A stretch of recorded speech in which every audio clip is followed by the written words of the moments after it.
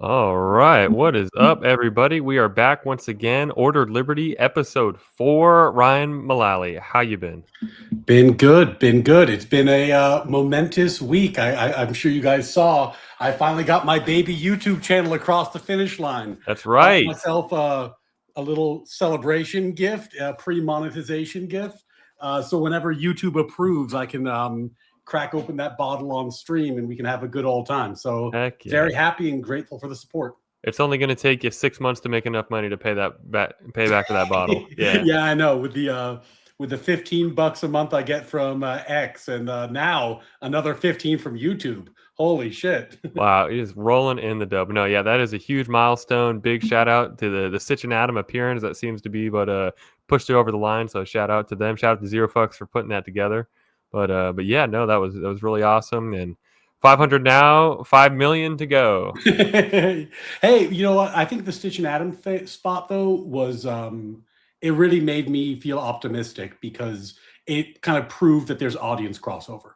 There's Yeah. people who are interested in hearing a perspective that's a little bit different and is a little bit more focused on constitutional originalism, founding values, trying to be true to who we are as a country, and a little bit less focused on current partisanship. And if there's an appetite for that, I'm more than happy. That's a good thing. And I think that's the whole goal we've got right here, that growing this coalition out. It's people that are more interested in moving away from is everything being a partisan political issue and actually trying to be, okay, let's step back. What are the actual founding philosophies, founding principles? What was this country built on?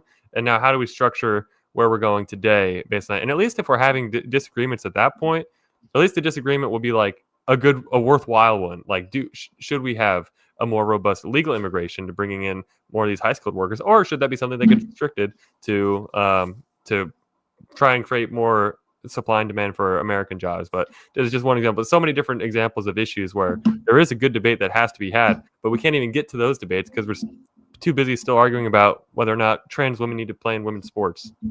Yeah, it's nice to be able to focus on the actual big picture issues instead of the distractions. And I think we got some good guests to do that this week. I think that they're on the team. They're ready to go. And though I know Gibbs likes to roll in the partisan mud too. So I'm really excited about it.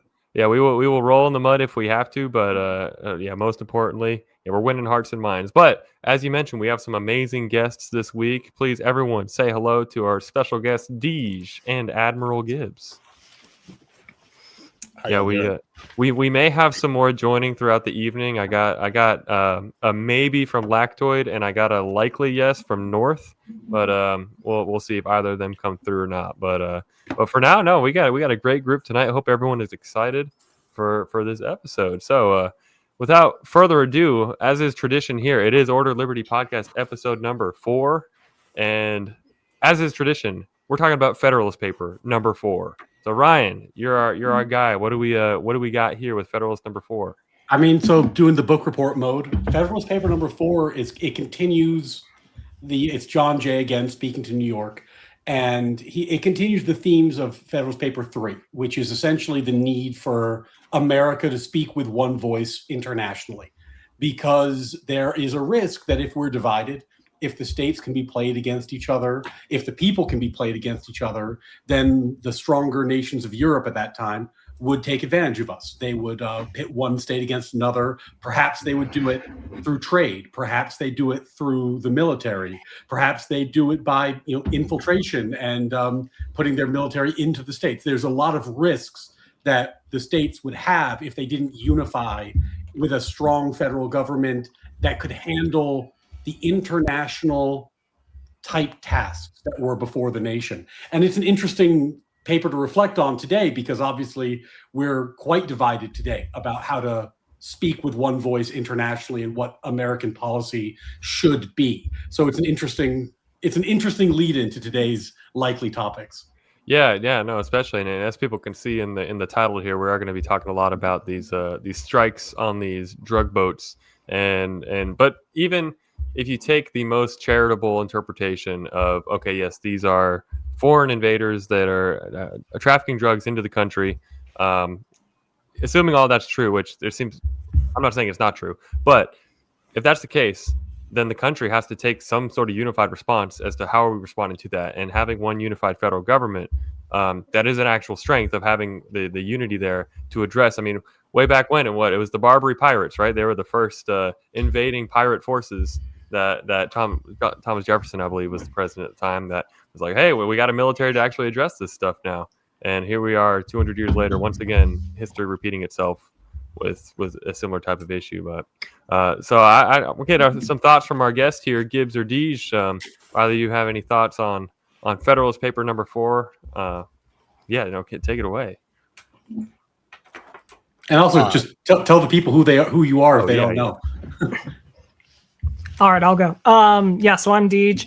I show up occasionally on WIC panels. I dabble in politics. I don't particularly make any content around it other than live streams from time to time. As far as Federalist Paper number 4 goes, it's a tricky balance. Having the federal response to external threats as a nation while also securing our states' rights. But in the case of maritime law, it would be a little chaotic if all the states had to figure out how to divvy up rights and responsibilities there. So yeah, I agree with the premise. Yeah, I mean, I'm definitely interested to see what the intersection is between the states' rights and the federal government kind of like play as. I'm going to default to y'all and y'all's legal wisdom. Y'all are the attorneys. That's not my area of expertise. I am excited to get into the Venezuela and the constitutionality of it. Maybe some other kind of border-related questions. I have a few questions to ask the attorneys here if we get time. I'm pretty excited here for that.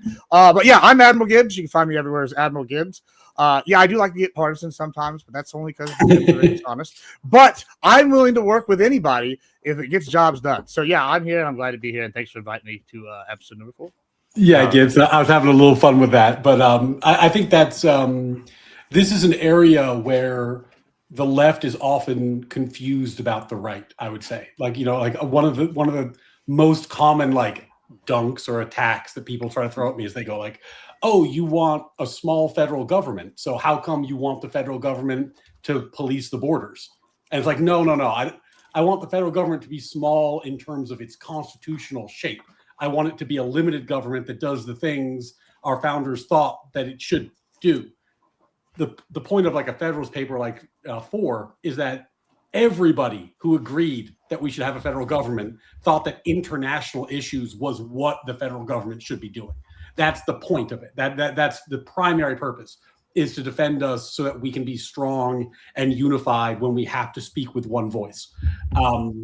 So it's interesting because now a lot of the topics we're going to be talking about today are going to be focused on the federal government taking unilateral action in a variety of international contexts and what we think about that. And it's tricky because some of these are tough, evolving areas. So I'm excited to dig into it. Yeah. Go ahead. I do. I don't know if you don't mind. I just want to say one of the things. I don't know if y'all even know about this, but this is kind of similar. This happened last year, the year before. But Texas, the state National Guard and the state troopers, they took over 3 disputed islands that Mexico and United States were disputing owning, right? And they basically did it themselves. I kind of wanted to see if that tied in, what y'all thought on that, because I know we're going to talk about foreign interventions and whatever, and then with our federal government fighting them as opposed to the states. And what do y'all think about a state government doing something like that and the constitutionality of it? They did that during the Biden administration or the Trump administration? Yeah, under Biden. And what did the Biden? I never heard about this. What did the Biden administration do, if anything, or did they just leave? Well, they got mad about it and they sent a nasty letter, and then they basically tried to sue them over the fencing that they built and stuff. Said they couldn't do that. But then the government said that basically Texas could build them, but the federal government had the right to tear them down, whatever. So then we put the state troopers there and they backed off, and then that was about it. And then, we went away with Project Lone Star, and under Project Lone Star, they took over 3 different islands. They I think they're captured 30 people or something like that on the islands, a bunch of drug paraphernalia. I think there was some weapons and stuff, and now they built on all 3 they built permanent border patrol stops on each one now, and they patrol them. Yeah, I'm doing just a super quick. Yeah. I'm doing it super quick just to see, because I remember the fence issue, because that went up to the Supreme Court. And now you've got this. It is, I think, a genuine constitutional question of immigration is under the purview of the federal government, but people are pouring in over a state border, and a state has the right. And a state border that Texas fought a second war over with Mexico to establish. Like the Rio Grande is established with the second war. That was whatever. And that was agreed when we went to join the United States that was going to be like, they were going to defend this. So it's not just the border immigration. It's like, hey, you're not legally defending our border that you with a treaty agreed to. I think that's how it all kind of works in. But anyway, sorry. No. And it's a real issue, a real question of, you've got a border that it's a dual border. It's both a federal border for the United States, but it's also a state border for the state of Texas. And so if the state is saying this is impacting our state, these people are flowing over, we have the, not just the right, but the duty to our citizens to defend this. And now you got the feds that are saying, no, you can't. No, that's I think a really interesting question. I don't know that there is a particularly good answer. Well, that's what I was thinking about. What's tricky about it is that during the Biden years, we had essentially just like a broken system, in that like it wasn't like there was an official policy. It was just, there was no enforcement, right? And then we had a variety of broken systems like asylum, etc. So what I mean is, if the U.S. government federally said, our policy is we do not enforce the borders as a nation, like we passed a law, there's no more border enforcement, there's no checkpoints, right? Like if that was the federal law, I don't think there'd be any question that Texas couldn't change. Texas couldn't do different, right? Like that's supremacy clause, federal government rules. But in a situation like what we had, where the federal government is simply not enforcing the border, right? There's no policy, it's just not doing it. That's a trickier question, right? Because then there's no law that's that Texas is ignoring. It's just ignoring silence, which is not the same thing. What if we were like, say, in the 1900s again, and you did have an issue where Texas is part of the Union, but saw that the federal government, or believed the federal government, wasn't enforcing the border along their section of the border, especially. Mm-hmm. And of course, this isn't a legal analysis, but is kind of more just a human analysis. My guess is the founders and everybody involved would have been perfectly okay with Texas having sovereignty, so long as it's action taken within its own borders. Like, I don't know if these islands were part of like Mexico. That could be considered like a foreign invasion, like invading outside of the U.S. into another sovereign territory, where I think that clearly would be overstepping their lines. But so long as it's within Texas's border, and they have a strong legal case that the federal government has abdicated their responsibility, they was democratically set up. Well, let me add part two. Well, part two now is about to happen, because the water treaty, Mexico said they're not going to be able to provide. They're going to violate the water treaty. And Abbott said that he's willing to use Texas force to make sure that water treaty is enforced. I don't know how he would go into Mexico and establish that, but I'm a little interested. So, like, what would the legality? Because I know we wanted to talk about the legality of the international waters within, like, the federal government, but a state is doing this right on the border, and I'm kind of interested to see what y'all think. Like, a lot about some of this. Yeah, well, you got to be really. A lot of it turns on the details. Like I don't know enough about these islands that you're talking about, because like when you say it's contested, sure, that's an interesting question. Like, does it mean that like there's like different maps that like were established? We don't know. Different, yeah. So like one map has one way, another map has another, and they're like from within a year, it's the kind of thing. It's like a 100-year-old dispute, 200-year-old dispute kind of shit. Because here's my issue. To me, sorry, real quick. It looks to me like these islands are like basically in the Rio Grande River, right? So it's not like we're out at sea. Yeah. So they were originally the original map basically had the Rio Grande going one way, right? And then what happened was over time the Rio Grande eroded a part of this away. Well, the part that it eroded was on the Texas side, but the Rio Grande side was supposed to be Mexico. So now once they eroded that side away, the island became like its own thing, right? And so Mexico was like, oh, well, that's ours because it's in this river on this half, right? And so then basically Texas was like, whatever. And I think it's the opposite happened on a different one up the way. And so basically it was erosion over time, and they were like new islands, and the vegetation grew and established it. So then that, I guess they're like fighting over, whatever, because they weren't in whatever. So each kind of like country had their own. We should just give the islands to sovereign citizens and and say they have to live there. Yeah. Yes. No, because what I was going to say is, the concern would be, like, imagine if Alaska went across the Bering Strait and was just like, we claim this part of Russia. Like that's an act of war, right? So you can't have states declaring war on other countries on their own initiative. Like, that's not going to work out. What you're describing doesn't sound like that, because it seems like this is a legitimate, like, territorial dispute where the islands were literally created post borders being drawn. Right. So we're not, like, there's a lack of certainty about what's happening. So I imagine it's probably going to end up being a first come, first serve situation. Like, I think if Texas puts their flag down there, builds some border encampments there, I don't think Mexico's going to do shit about it, would be my guess. Nice. Yeah.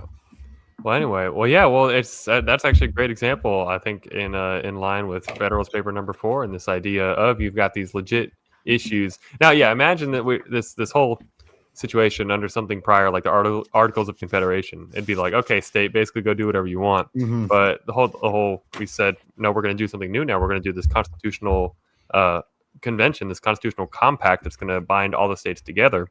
And now you have more of an issue on something like this, where it's like, okay, who gets to call the shots here? It's nice when it's a state and a federal government that are aligned with each other and they can work together to get something done. It's a lot harder when they're opposed to each other and they want different policy done in any given area. So, well, it's a great example of how weird it was that under the Biden administration there was just silence on the border issue, right? Like, there was clearly a lot happening with the border. There was clearly a lot of stuff to talk about.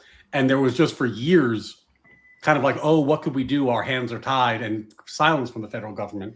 And in that silence, I think Texas has a lot of robust authority to act. Like, it's their state. They have quite a lot of military force they could bring to bear.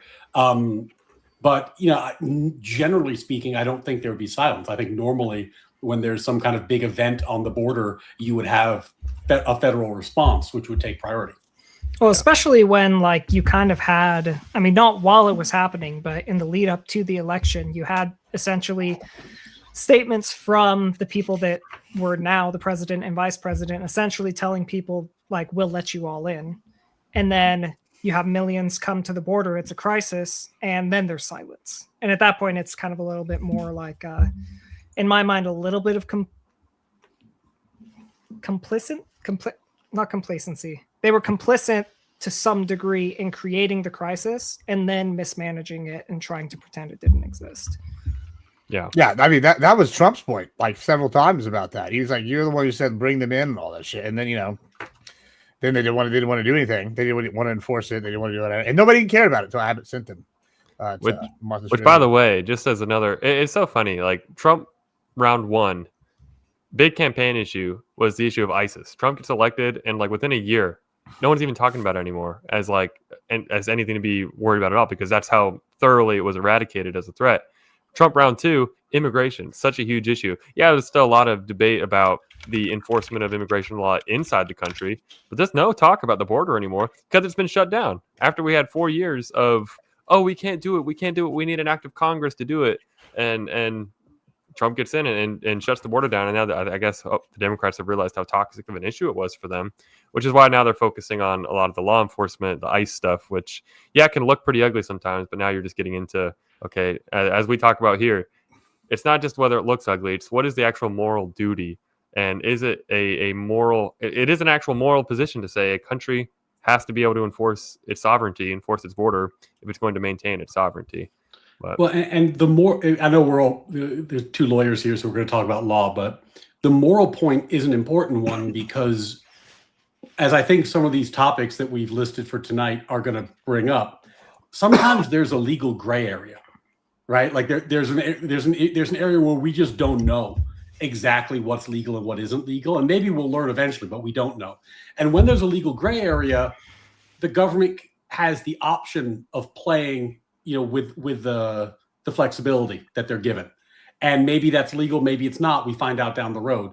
That was the criticism that someone like Pisco would have for, why it was wrong for Trump to shut down the border in this term. He says it's illegal to do so. But obviously, there's enough gray area that it can be done. So I guess and I don't know if that's going to be the segue we're looking for, but that the big question right now on a lot of these issues is that, like, should the government do something if it thinks it's going to solve a problem this way, but the legality of what it's doing is not crystal clear. And I think that's an interesting question worth debating. Yeah. Which, speaking of, no, you're right. That is a great segue, because a great intro, everybody. Just 10 out of 10. Great discussion. I know we lost Gibbs for a second, but he'll be right back. At least I'm hoping so. And I know Trapingro is trying to get us off track right here. No, we're not talking about Wickard versus Silverman today. Druid is on it. No, we are not. We are staying far away from that, because we can spend the next hour and 40 minutes talking about that case. Yeah, good stuff.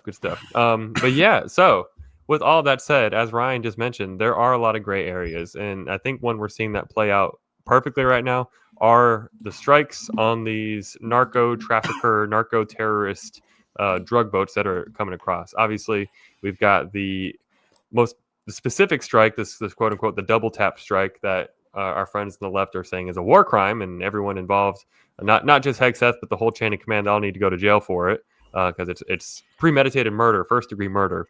And then you've got the other side, which is that, oh, there's nothing wrong at all. These guys are bad people. We can basically do whatever we want to them. Basically, the ends justify the means, because after all, they are trafficking poison into our country, which is killing tons and tons of people. Seems to be the answer, as with most things, lies somewhere in the middle.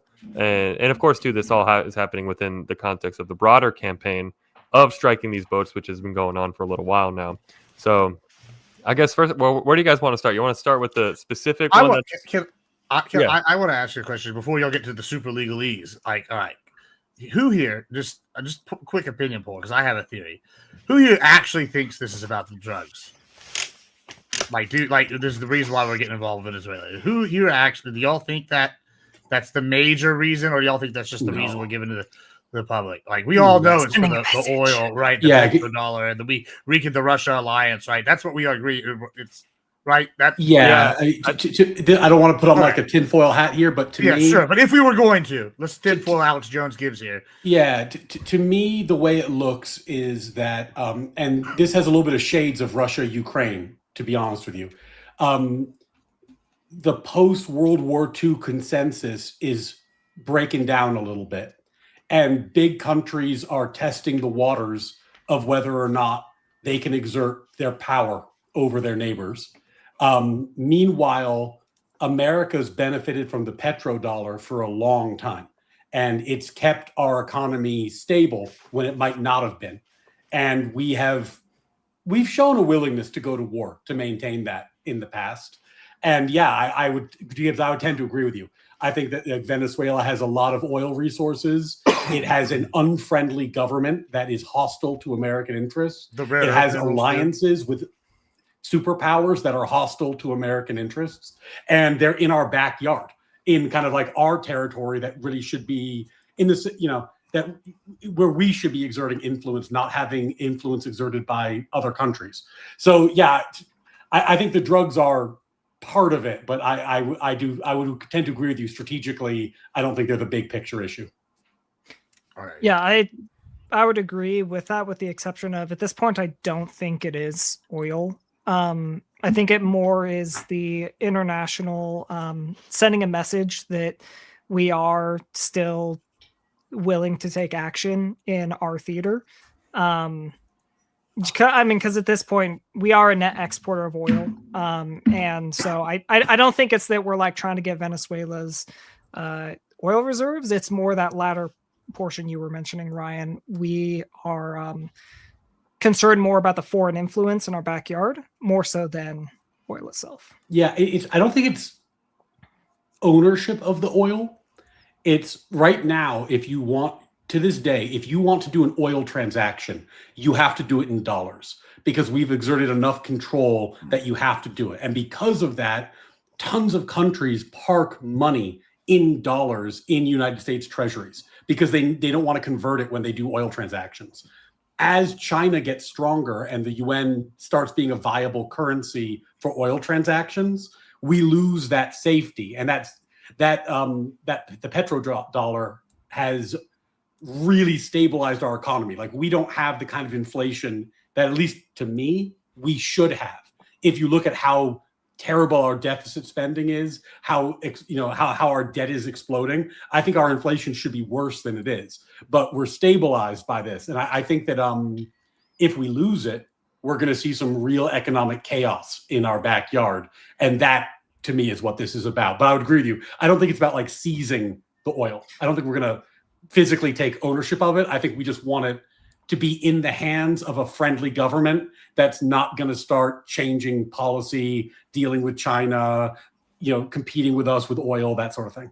And I think sorry, real quick, I was going to say, I think there's precedent for this too. I mean, if we look at most of our entanglements, if you will, since World War II, it's been Korea, where we really have not much interest other than we want a friendly force to establish itself and stand against the not friendly force. We're talking about Vietnam, same exact thing. And so and these are on the far side of the world that America decided to take an interest in to maintain that level of global influence. Here we have a country that's in our backyard, and I want to just put up the map real quick just to give people an idea. It's always good to look at a map when we're talking about world affairs, just to give everyone the idea. So Venezuela, it's on the very tip, the very northernmost part of South America. And so about as close as you can get for a South American country to America, other than maybe Colombia. And so it's not, and we obviously we have a big interest in this whole Caribbean area as well, the whole Caribbean Sea.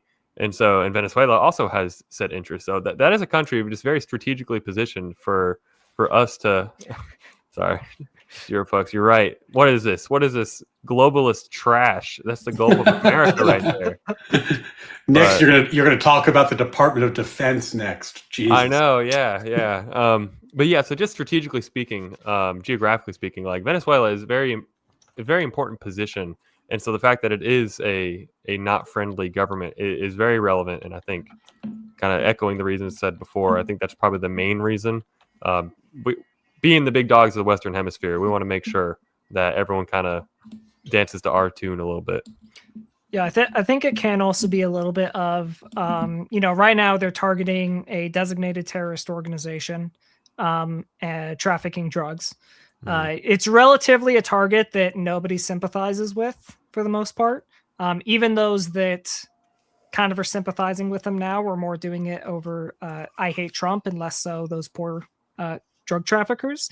I think it's kind of like with the drone strikes in the Middle East and Obama ratcheting it up. You start with like kind of the more benign targets that people aren't going to complain about.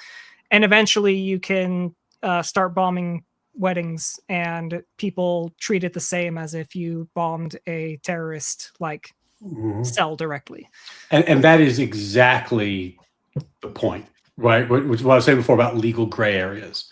Like, just to give the kind of the book report version, there was an authorization of military force that allowed for military force to be used against the perpetrators of 9/11 and people who harbored them and helped them, right? And that justified the first rounds of Obama's drone strikes. But they kept going, and then it started being against terrorists in the Middle East in general, right? And they were justified legally through a few doctrines. One was self-defense. These are terrorists who are going to attack us eventually. And then the idea of imminence. Now, imminence normally means they're about to attack you, so you hit them first. But here, imminence was this much looser concept. When they started saying, our government took the position, well, they will attack us eventually, and we see them now, so it's imminent. Now, that hugely stretched this idea of what's a legal target. Right? They totally changed it. And critically, these were kill strikes. These were not disable the boat. These were kill the people. Just shoot them with missiles till they're dead, including a few times U.S. citizens. So now, flash forward, where the Trump administration is looking at that precedent, and they're saying, well, if Obama stretched it so it wasn't about 9/11 anymore, it was just about terrorists, can't I stretch it so it's not about Middle East terrorists, it's about terrorists in our own hemisphere? And candidly, this has almost nothing to do with the text of the authorization of military force anymore, but there's this big gray area that he's playing in. And I guess the question is, what do we think of that? Is it a good thing for the president to be taking advantage of this kind of loophole, or should the president be more scrupulous and say, I don't think I'm authorized to do this, even though I might think it's a good idea? Well, is that why he's trying so hard to tie the cartel of the sun to the government itself? Will that will somehow being able this magic bullet? Will that magic bullet it away for him? That he goes, oh, we have definitive proof. This cartel of the sun, which basically is a new thing, I guess, is actually ran by Maduro. It's an official government agency, and they've been doing this. Would that be the magic bullet for him to get this, make this all legal or whatever? Or why does it seem like they're so desperate to try to make that happen as I don't think it would be the magic bullet, but I think that he needs to. One of the weaknesses in the legal theory is that he's calling drug trafficking terrorism, and normally drug trafficking is a crime, right? So he's ratcheting up it from a police thing to a military thing. And, people who are skeptical of this are going to say, well, I mean, why not just, if you see the boat, wait for the boat to get close, Coast Guard goes, stops the boat, arrest them. Why are you drone striking them? And I think in that regard, if he can make this operation linked to the government, linked to bad actors, it's not just cocaine, it's fentanyl. It's not just fentanyl, it's fentanyl that's being done recklessly, that's killing hundreds of thousands of people. They have a military type organization where if we don't stop the boat, they're going to have backup. The more it looks like a terrorist operation, the better his case is. The more it looks like criminals doing crime, the worse his case is. Yeah, from a legal perspective, I think that is spot on. From a personal perspective, honestly, so long as the intel is good and they actually are drug traffickers, I have no problem with them being treated as, how we treated the Barbary pirates. Obviously they're not going and actually raiding ships on international waters. But I think their net negative effect on society and localized society in the U.S. is great enough that it justifies taking them out with military action. It gets a little dicey, though, because then you could say, well, what about U.S. citizens that then distribute the drugs that they bring into the country? But I think you can make a clear differentiation between foreign and internal actors. And I think arguably that, the Barbary Pirates, look, a third reference in one show. It's great. But it's even worse than that, because we're not even talking about just, okay, you go out to the high seas, you get boarded and you get pirated and whatnot. Now, this is fuel directly into the mainland, the mainstream of our entire life system. And I can just say, just as a former prosecutor, that was the saddest crimes that we had to prosecute, just because it's these people are clearly just so beat down and just in their addiction, and they just see no way out of it. And it was rampant. Especially I live in a city where there's a VA hospital, and it's a lot of former veterans that also same exact thing, that they get hooked in the system, and next thing they need the next best thing. And the fentanyl is just horrible around here. People come into court high on fentanyl, and the judge picks up on it. It's drug test them right now. They get held in contempt and thrown in jail. It was crazy. It was just it's so rampant. And so I'm with you, Deej. Morally speaking, yes, I'm completely this has to stop. Especially when they are from foreign actors from a nation that's hostile to the U.S. Sure, let's say the Coast Guard does confiscate the boat, arrest them. We're basically required by law to then send them back to Venezuela to face charges, I believe, or at the very least, there would be a whole legal apparatus that would do everything they could to get them sent back to Venezuela, and then they're back on boats shipping drugs again. So in some ways, if we had a functioning party system where we would actually, handle these sorts of things on our own border, we wouldn't need to resort to blowing them up. I do one thing I want to say, because we keep bringing up the Barbary Pirates as maybe the precedent, and I feel like precedent is doing a lot of heavy lifting here with the gray area, right? And I think this is kind of interesting. Okay, so one, you mentioned terrorism versus the crime. Well, okay, if we look at the Barbary Pirates, well, what did they do? Well, they captured boats, which is piracy. I don't know where you classify that, if it's terroristic or not. Not sure. I'm sure you can tell me. But 2, then they kidnap people and they just held them hostage. Which the cartels do all that all the time. So if that's and plus we have examples of cartels doing terrorist attacks in Colombia under Escobar. I mean, it's not unheard of for them to assassinate people. So I could see them easily being classified in the same kind of grouping as a terrorist org, like the Islam. But really, what's interesting is we talked about Brian, you brought up, it's like kind of the Mideast war thing again, right? Where you talk about like, we're stopping the foreign powers in the Mideast versus stopping people in our own backyard. I think that's once again, if we look at the Barbary pirates, well, this is kind of interesting because they were it zoomed in. They basically like were state sanctioned by the Barbary like states, right? They were in charge of Tripoli and all that. They like were running it. They were like official cartels of the state. It's going to keep doing this while I hand motion. But long story short, the Venezuelan government, if they were directly tied to it, then they're going in there and whooping ass. Would be like historical precedent all the way back then. But I don't know. I feel like that may be looking too deep into it, in my opinion. But I don't know. What do y'all thought? No, first of all, that's great content right there. That's Pete.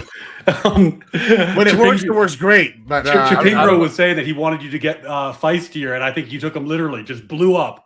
Literally exploded. No, but I think to me, what the Barbary pirate example gets at is this question of imminence, right? Like you knew the Barbary pirates were going to pirate your ships whenever they found them. So if you found a Barbary pirate ship, you didn't have to wait for them to attack your ship. You got them right now because you could get them now, right? And that was the argument Obama gave for the terrorists in the Middle East, where he was saying, we got to drone strike them right now, right? One thing, like you were saying, like Trump's trying to tie these guys to Venezuela more strongly to button up that case. One thing that would also button up the legality a little bit is, why are you drone striking the ships instead of waiting for them, track them, wait for them to get close, send out an attack helicopter and the Coast Guard and arrest them? Like, what, why are you deciding to drone strike instead of deciding to arrest? I think that's the weakest part of the argument for me in terms of the legality of this. Yeah. Well, wouldn't they just go into like Cuba or some other small Caribbean little island, and then you would lose the boat there, and then they would put it on different boats and ship it to the U.S.? Wouldn't that be the argument? That would be a great argument. Like if they could. That's the one I've seen made. Because the parallel from that to the Middle East is really high. That was the argument. Like, well, that's what the administration said. Yeah, I wasn't smart enough to come up with that. Like, I mean, I appreciate if you think I did, but yeah, I mean. No, if the argument is that these drugs are being sent to a facility where they get broken up and then put into smaller boats and brought in smaller amounts, and we can't really track it that easily, that's a pretty good argument. That would help quite a lot. That makes it very similar to the Obama argument of we need to hit like a particular terrorist when he's at a wedding. Why? Because like we know where he is. Haiti's gang owned. And Haiti's gang owned. Jamaica's having in the middle of natural disaster. Cuba is friendly. Dominican Republic. I mean, I'm sure that they have some security, but I still wouldn't put it past them. I mean, we have Puerto Rico for the U.S. I mean, and then we talk about, I don't need to know all the little small islands here. Yeah, I mean, it's pretty easy for me to see this as like that's their next spot if they're leaving, Venezuela. So I mean, I don't know. I guess if you're saying, does that make it makes it more less legally gray for them to use that argument if they're saying like, oh, they're shipping it here and dispersing it or switching boats? Or I think it's going to come down to, are we talking about strikes that are happening in this passage right here, where in which case I think yes, it's a great argument you're talking about, because taking a little fishing boat all the way up to the mainland United States, like that's a long trek. Imagine they're going to have to stop at some point. And so on this passage, I can completely see that. Where I would be a little bit more antsy is if we're talking about like, okay, they're making this 90-mile trip here. It's like, okay, do we need to blow them up or stop them? Which, by the way, I think my stance, and someone earlier said it, let me get the comment up. Nope, that's not it. Sorry. It was that guy, though. Either way, he said basically to the effect of part of it is the chilling effect of you have to speak in the language that they understand. And these are ultra violent, ultra just, and I think to Gibbs's point as well, by choosing literally the worst people, like Trende Aragua. Used to be MS-13, but El Salvador kind of took care of that problem. But now we got a new bad boy on the block. The most unsympathetic people. You think telling them nicely, hey, can you please stop? Or even like, yeah, we're going to arrest you and we're going to put you in jail. Is that really going to resonate with them? Or, hey, if you try this, we're going to blow you out of the water and not even. I mean, it's also cost analysis. If they keep getting blown out of the water, they're going to have to try something else. Like, if you just make it too expensive, then they're going to be like, okay, well, this isn't worth it anymore. We're going to go into something else. I mean, like, they're very capitalist in that regard, though, too. Yeah. Well, and I do. Go ahead. Sorry, go ahead, Deej. Let's say we do arrest them. Now you potentially have, Trende Aragua member in U.S. prisons, potentially recruiting U.S. citizens to join Trende Aragua as well. So you send them back and basically no harm was done. You keep them here. Now you have therefore an influence on your already kind of vulnerable population to be indoctrinated against the country. And I just want to say we should make Trende Aragua Trende de Agua. Or if you're Vosh, Trend to Aqua. Yeah, that's right. Yeah, I think this is a fantastic point, and I had not really thought about the geography of it. Like, as you guys are saying this and looking at the map, a strike between Havana and Key West would be very different than a strike, between Venezuela and Cuba. That would strike me as a very different fact pattern. Now, I know we're moving a lot of ships into this area, so we're going to have increasing control over the seas. But the other thing that heightens, by the way, is the inability to capture. Because that was another argument Obama made, which is like, yeah, this guy's at a wedding in the Middle East, this terrorist, but we can't arrest him. We don't have boots on the ground. And if the boat is off the coast of the U.S., of course you could capture them. But if it's a speedboat that's like skipping through the water, between Venezuela and Cuba, you might not have a military vessel nearby to capture it.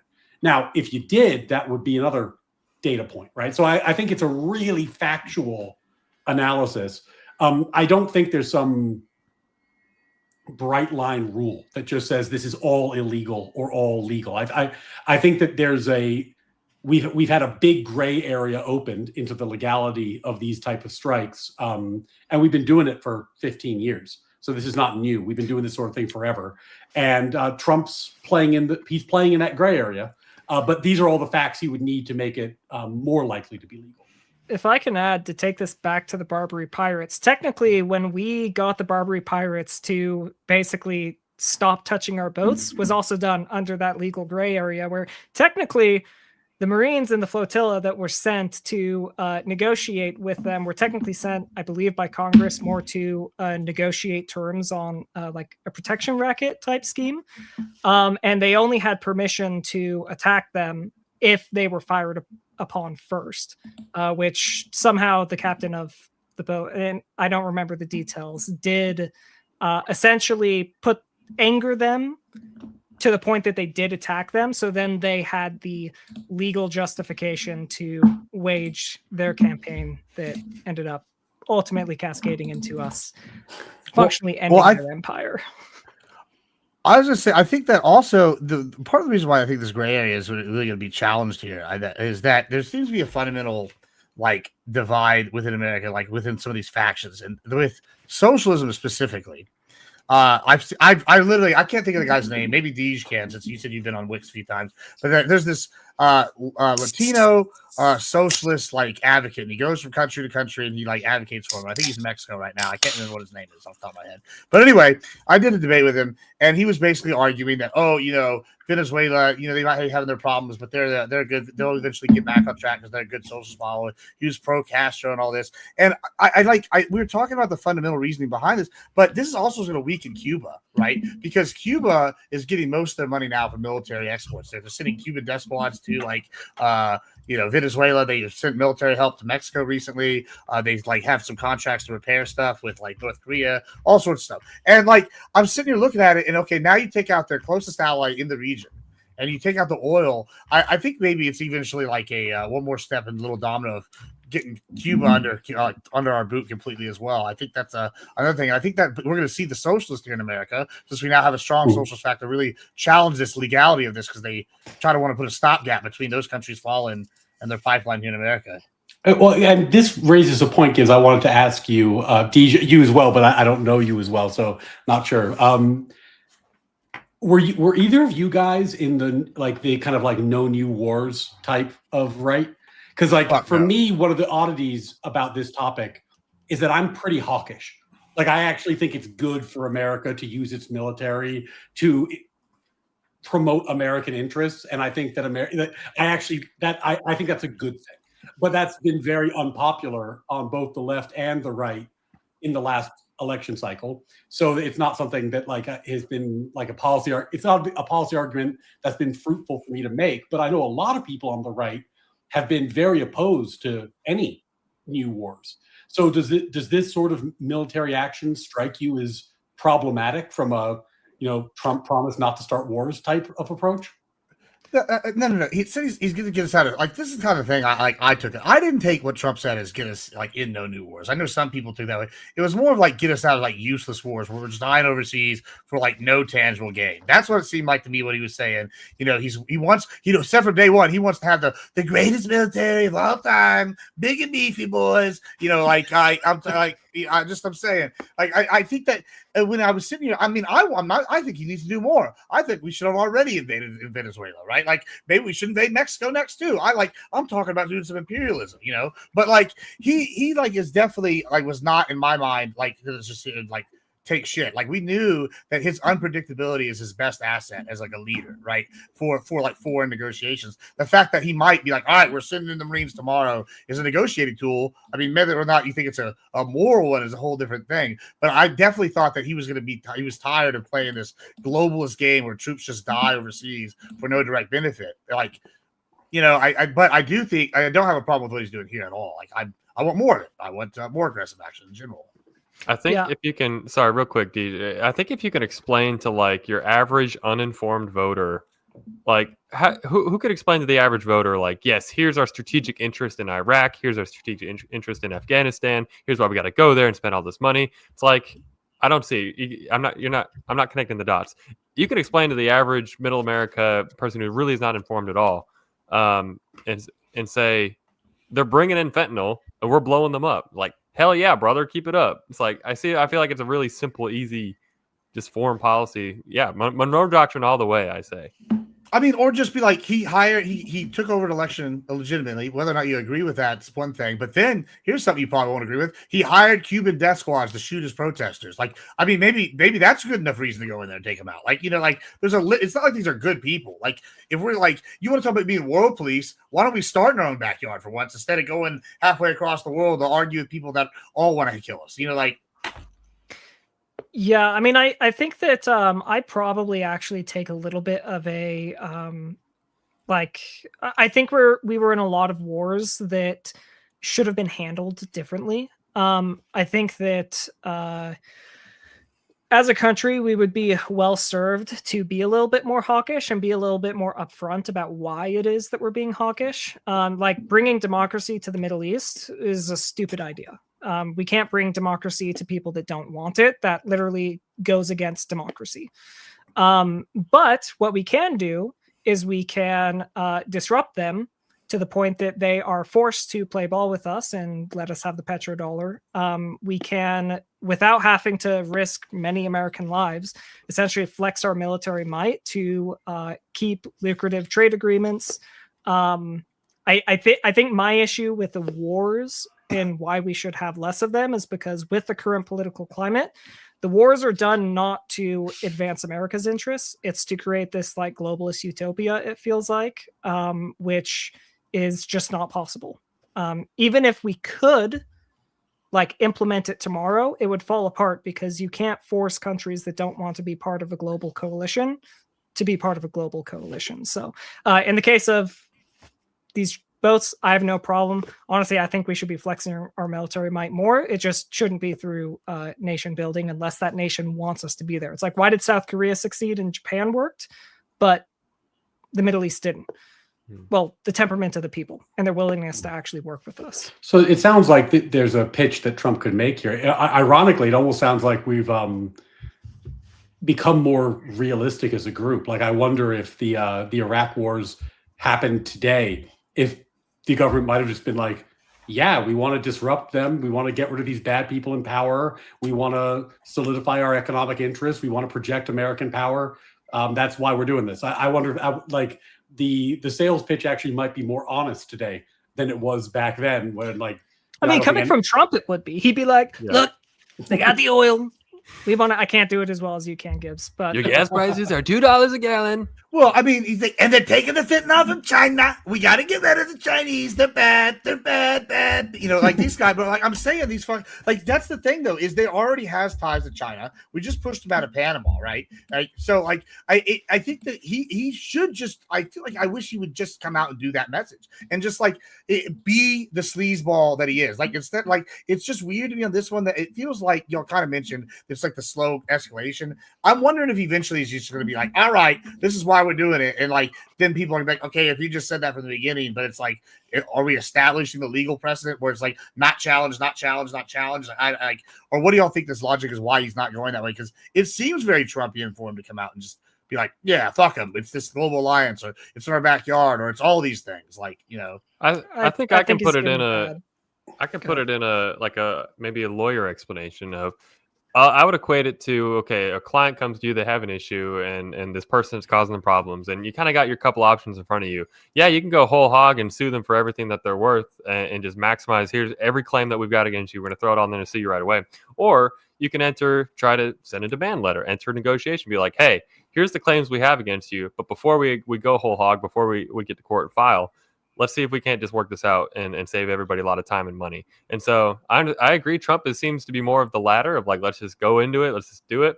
And while this seems to be a bit more subtle of, yeah, all we're doing is we're blowing up some drug boats and we're moving some Navy ships into the Caribbean just to hang out, just to like chill and be there.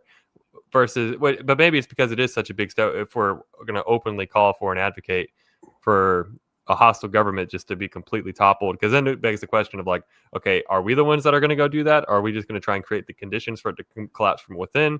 It creates a huge, I think, issue. And if you don't have a clear answer of what you're going to do next, then I don't think politically he'd want to create an entanglement that would last very long, particularly with the midterms looming.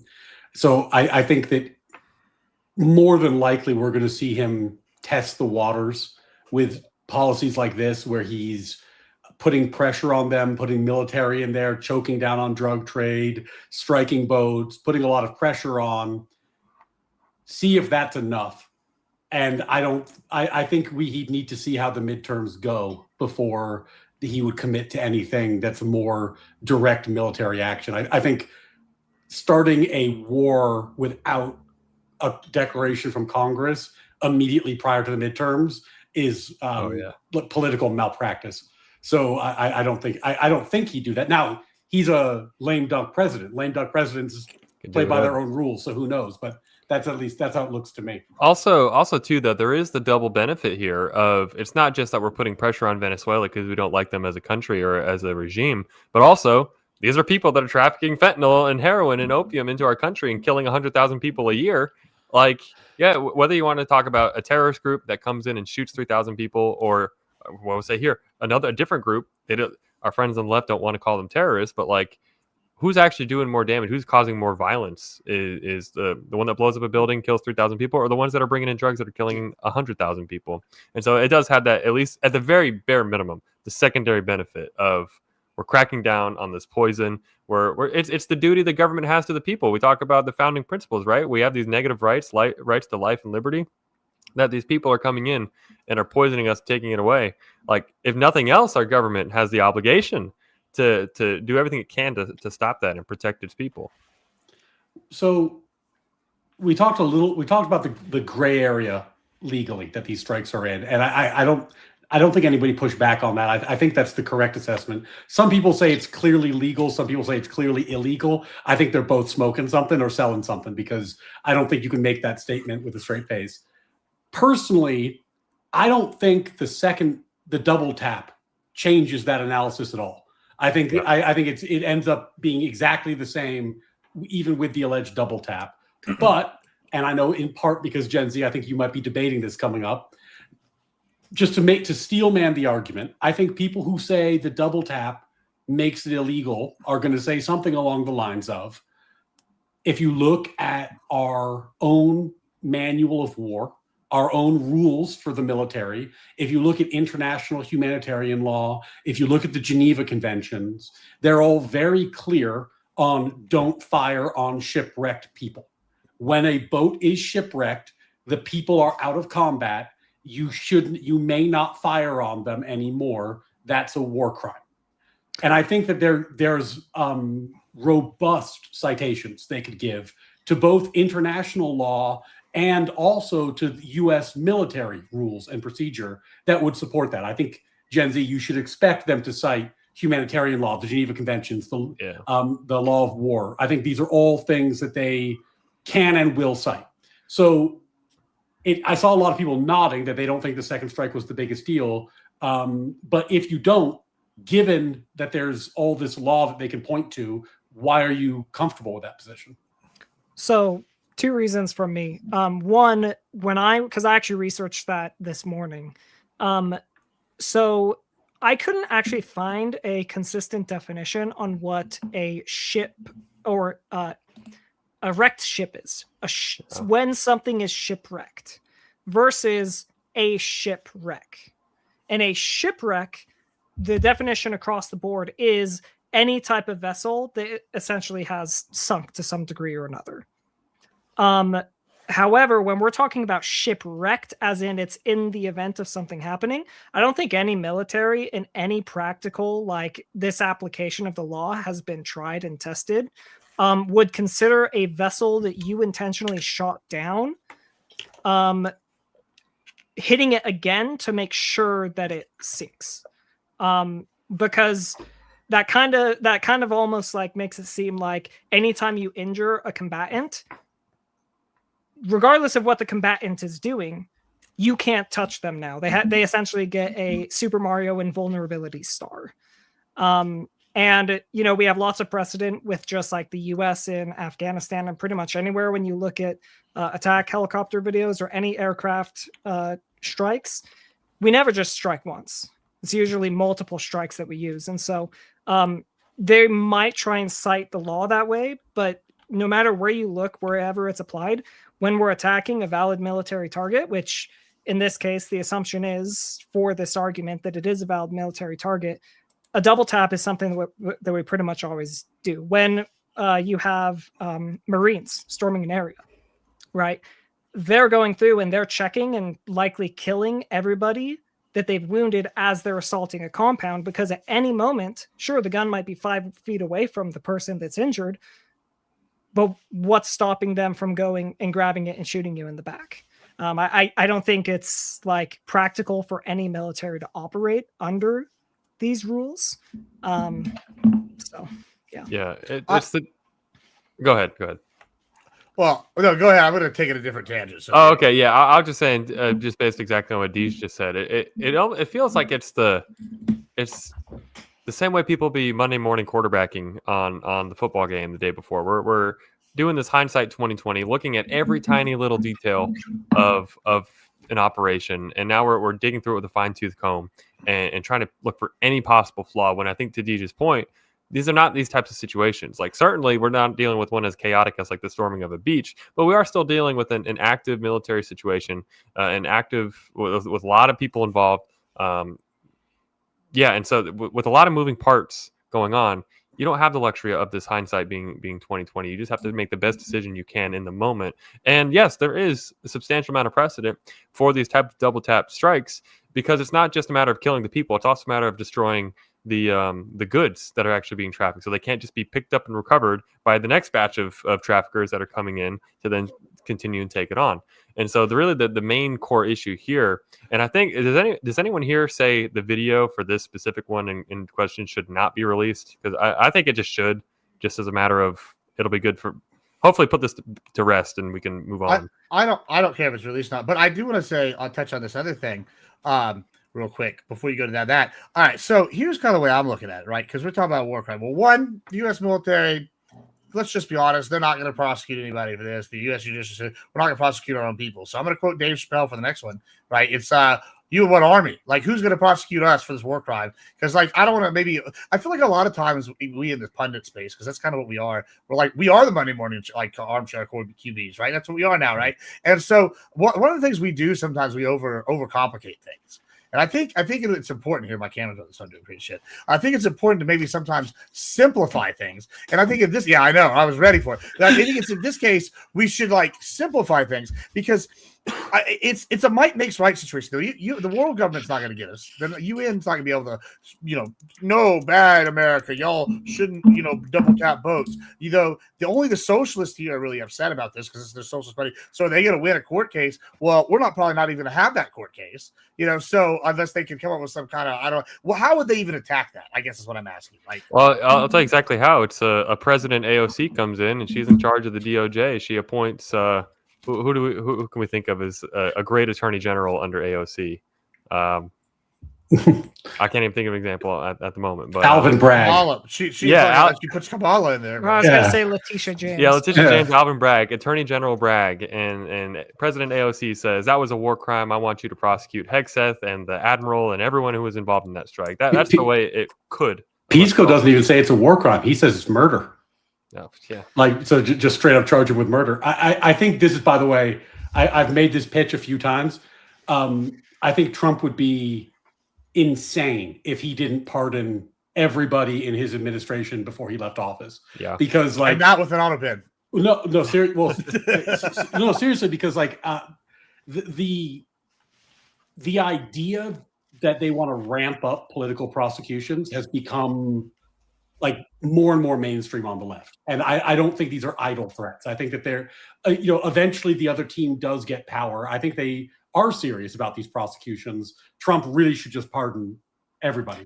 Well, and I hate that I feel like every administration is going to have to do this going forward. I'm someone who I thought Biden was correct. Like, he said, if I don't pardon Hunter, they're going to prosecute my son. He was right. They absolutely would have. And because he pardoned Hunter, they didn't. So that seems like a smart father to me. Like, I think if that's the reality, you got to do it. But going back to the boat strikes, there's a few little interesting points there. The first one, Gibbs, I just want to give you this site because in case anybody ever says they're going to prosecute America for international war crimes, there's a law called the American Service Members Protection Act. It's one of the funniest laws on the books in America. So not only are we not a party to the Rome Statute, so the ICC has no jurisdiction over us. If the ICC ever arrests a U.S. official for a war crime, we have standing military authorization to invade The Hague and use all necessary force to retrieve them. Trump could literally invade Europe if they did that legally. So there's no chance. There's no chance this ever happens. Zero.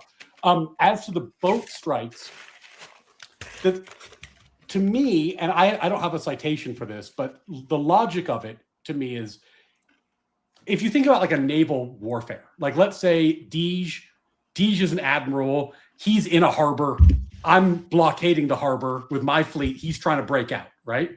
Deej is attacking my boats. What's the object of this battle? To break out of the harbor. If Deej blows up one of my boats, it can't fight back. The guys are just like fighting for their lives there. I could see the argument. Okay, they are hors de combat. They're out of combat. You shouldn't be firing on people who can't fire back. They're boats and splinters. They have no weapons. If you see a weapon, different, right? But that's not what this was. The mission here was to destroy the boat, right? So if the boat's not destroyed yet, the mission isn't over, right? And this is why I don't know if you guys know this, but in the Middle East, Obama commonly used double taps on the drone strikes. In fact, those were much, much worse because what he would do is he would drone strike a terrorist and then wait 20 minutes for the first responders to come, which would be presumably more terrorists who would come to put out the fire and look for the wounded, and then strike it again, which had massive civilian casualties, but did get more terrorists. So I think this is a lot more like that than like the naval combat in the harbor. I think the mission, it's a destroy kill mission. You're there to eliminate the target. If the target's not eliminated yet, the mission's not over. Even with your analogy, I don't think that vessel would have been hors de combat. I mean, like, you don't know to what extent that vessel is incapacitated. It could still have guns that it can use to fire. But one additional thing I was going to say, just Gen Z, for your debate, I guarantee that most of the people you're going to be arguing against are going to be on the pro-Ukraine side of things in the Ukraine-Russia war. I doubt any of them are going to be in favor of anyone that dropped bombs or exploded bombs or drones on surrendering Russians. Who would they surrender to? And it's the same exact scenario with the drug boat. These are considered combatants legally between nations that are part of the ICJ. They don't have a mechanism to surrender there, so they're actually not even qualifiable for surrender in the first place. Well, and I think that's if you use the Ukraine argument, I was going to say that this is an ally of Russia, right? Take them out. The petrodollar, that's another argument, helps Ukraine. You take out somebody that's like, Russia's sending military aid to, and vice versa. Like that would be an argument you can make as well if you're going to use that, like as from a moral standpoint, be like, hey, we're taking them out of the alliance. Yeah, and I think the biggest issue with the whole double tap, quote unquote, war crime / murder claim is that we just don't have the facts. Like, this is based on the Washington Post original reporting, right? That has basically since been debunked or disproven about how Hegseth was in the room and they had like this clear footage of effectively they're waving the white flag of help us, and now it's like, oh, survivors, hit them again. It's like that's just been completely disproven and debunked, and so we don't have. But that's the point, though, is we don't actually even know exactly what happened. They showed the video to a Senate or House panel. And you've got the Democrats saying this is the worst thing since 9/11, and you've got the Republicans saying this is the best thing since sliced bread. And it's like, that's why I'm just saying I think probably it's best to just see the video and go from there. But I did get a DM though from Average Debate Enjoyer who sent the definition of shipwreck. So what's this from? So it's treaties.un.org volume. I'm looking at the URL slug. Yeah, I would close this out, but I don't want to. I don't want to expose anybody. Hey, you know what? Let me tell you something. The definition of shipwreck is whatever the country with 11 super carriers says it is. That's the definition of shipwreck. How's that? Yeah. Say it with me, super carrier. All right. The other, just to put ammo in your chamber, Gen Z. The other thing when making this comparison is that unlike the drone strikes in the Middle East, and I've laid out a few ways where this policy might be easier to challenge than the drone strikes were, but there's no civilian casualties here. Yeah, that's a big difference. Yeah. Well, the argument they're going to make is, because I had this argument against me already, is that they're going to say, hey, these people are actually slaves. You think the cartels guys are going to go out there, the cartels get them in debt, and they say, we'll kill your family or you're going to drive our boat to Cuba. And they don't actually put anybody they care about on there. And you're just killing poor villagers that got captured or pulled into it. That's what they're going to tell you. So but then the people, you're in favor of slave killing. Do you like? You can't kill conscripts anymore, guys. If a military conscript, they're soldiers. It's like you just got to let them steamroll over you. But then how can you prosecute our military members because they were born into this oppressive, capitalistic, military industrial complex? They were brainwashed from the time they were 2 years old. They were forced to say the Pledge of Allegiance at 5, and they just how can we punish them either? Also, I mean, honestly, the order is to destroy the boat because the boat has like $100 million of drugs on it, right? So yeah, whether or not the cartels care about the driver, I'm sure they care about the $100 million of drugs. That's probably something they care about. It's like how you're not allowed to use certain ordinance on people. You can only do it on equipment. And it's like, well, I mean, technically a canteen is equipment. So yeah, exactly. So yeah, I think there is more to be seen, just factually speaking, to come out for the double tap, so we can see whether or not is this a war crime, is this a murder. I think it's hard.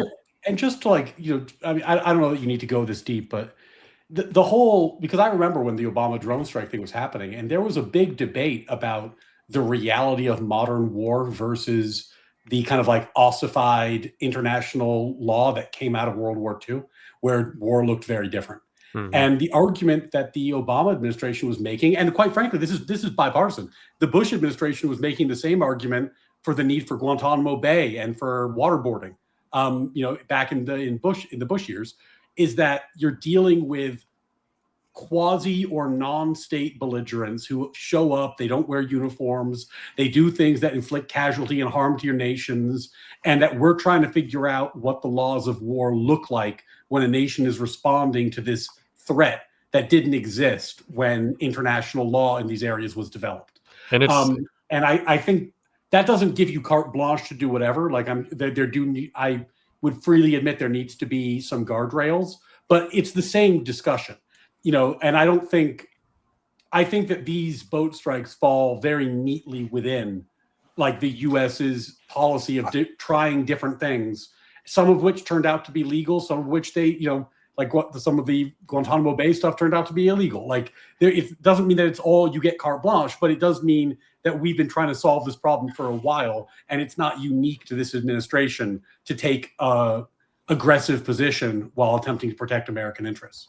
I think a lot of the people, particularly on that debate that Bronca and Good Logic were on, particularly Destiny, I could see an alternate reality where the boat was Yemeni and it was smuggling missiles into Gaza, and Israel destroyed it in exactly the same fashion, and Destiny would not call it a war crime.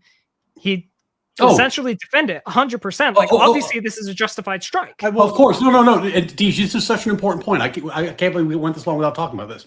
Of course. Like, all of this is actually downstream of they don't believe Trump, and they never believe Trump, ever, right? Because, like, let's change the hypo. It's not a drug boat.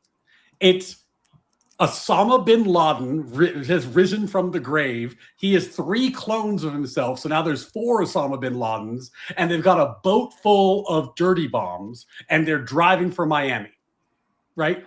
Does anybody, like, nobody in their right mind would be like, no, you can't strike that boat, right?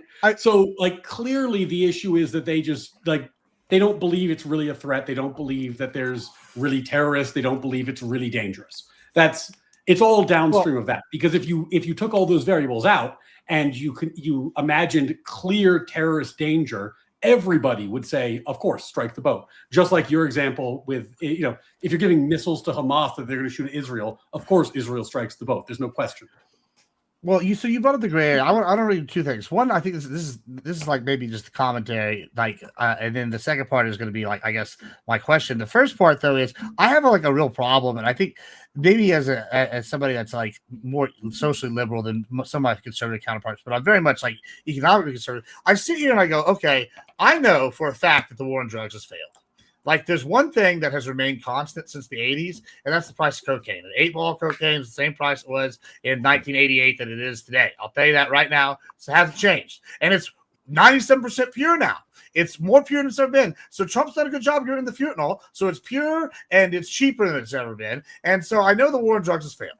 So whenever we sit here and tell me, we're striking these drug boats and it's going to it's stopping the war on drugs, I'm here to tell you today that it's failed and it's not working, and maybe it's a laudable goal, but it sounds like a lot of bullshit. But I think that's why I asked at the beginning where we are going to go, like with this, like if it's an alignment or all that, etc. But the thing I do have a concern with is this. When it's a foreign government, and I kind of brought this up as well. Say it's like Venezuela, and they're directly backing this, cartel, right? Okay, I think then we're like, okay, let's invade. Well, let's say Somalia is officially recognized government, is officially backing scammers in the United States. What's going to happen when we designate foreign international terrorists in our own country? Are we going to be able to drone strike them? Or what's going to be the difference between, now they're domestic terrorists, now we have these labels? Is this going to eventually become incrementalism to where it's all gray area, and now we're having drone strikes in America because there's some Somali stole funds in Minnesota? Is that what we want? Is that no? This is an important point, and this is part of my reservation about this. Like I said, I keep saying this isn't a gray area. I'm not making a full-throated defense of it legally, and the reason I'm not is because when Obama was drone striking in the Middle East, I was highly critical of that, and the argument I was making is somewhat similar to what's happened now, and what gives what you're saying, which is that there's a gray area here. I acknowledge the gray area, but if we allow the gray area to be expanded, then the next administration will further expand it, right? Yeah, if you give a mouse cookie. Yeah, like, and this is the problem. Like, yeah, exactly. If you give a mouse a cookie, like, I don't have a moral issue with striking these particular boats based on the information that we've seen. But yeah, like, what if the next administration has a very different view of who foreign terrorists are? And I think, candidly, we do elect presidents to make such decisions. I get that, but I don't know. It feels like there does need to be some kind of congressional. Well, if we tie Antifa to Russia, to give us and a they framework.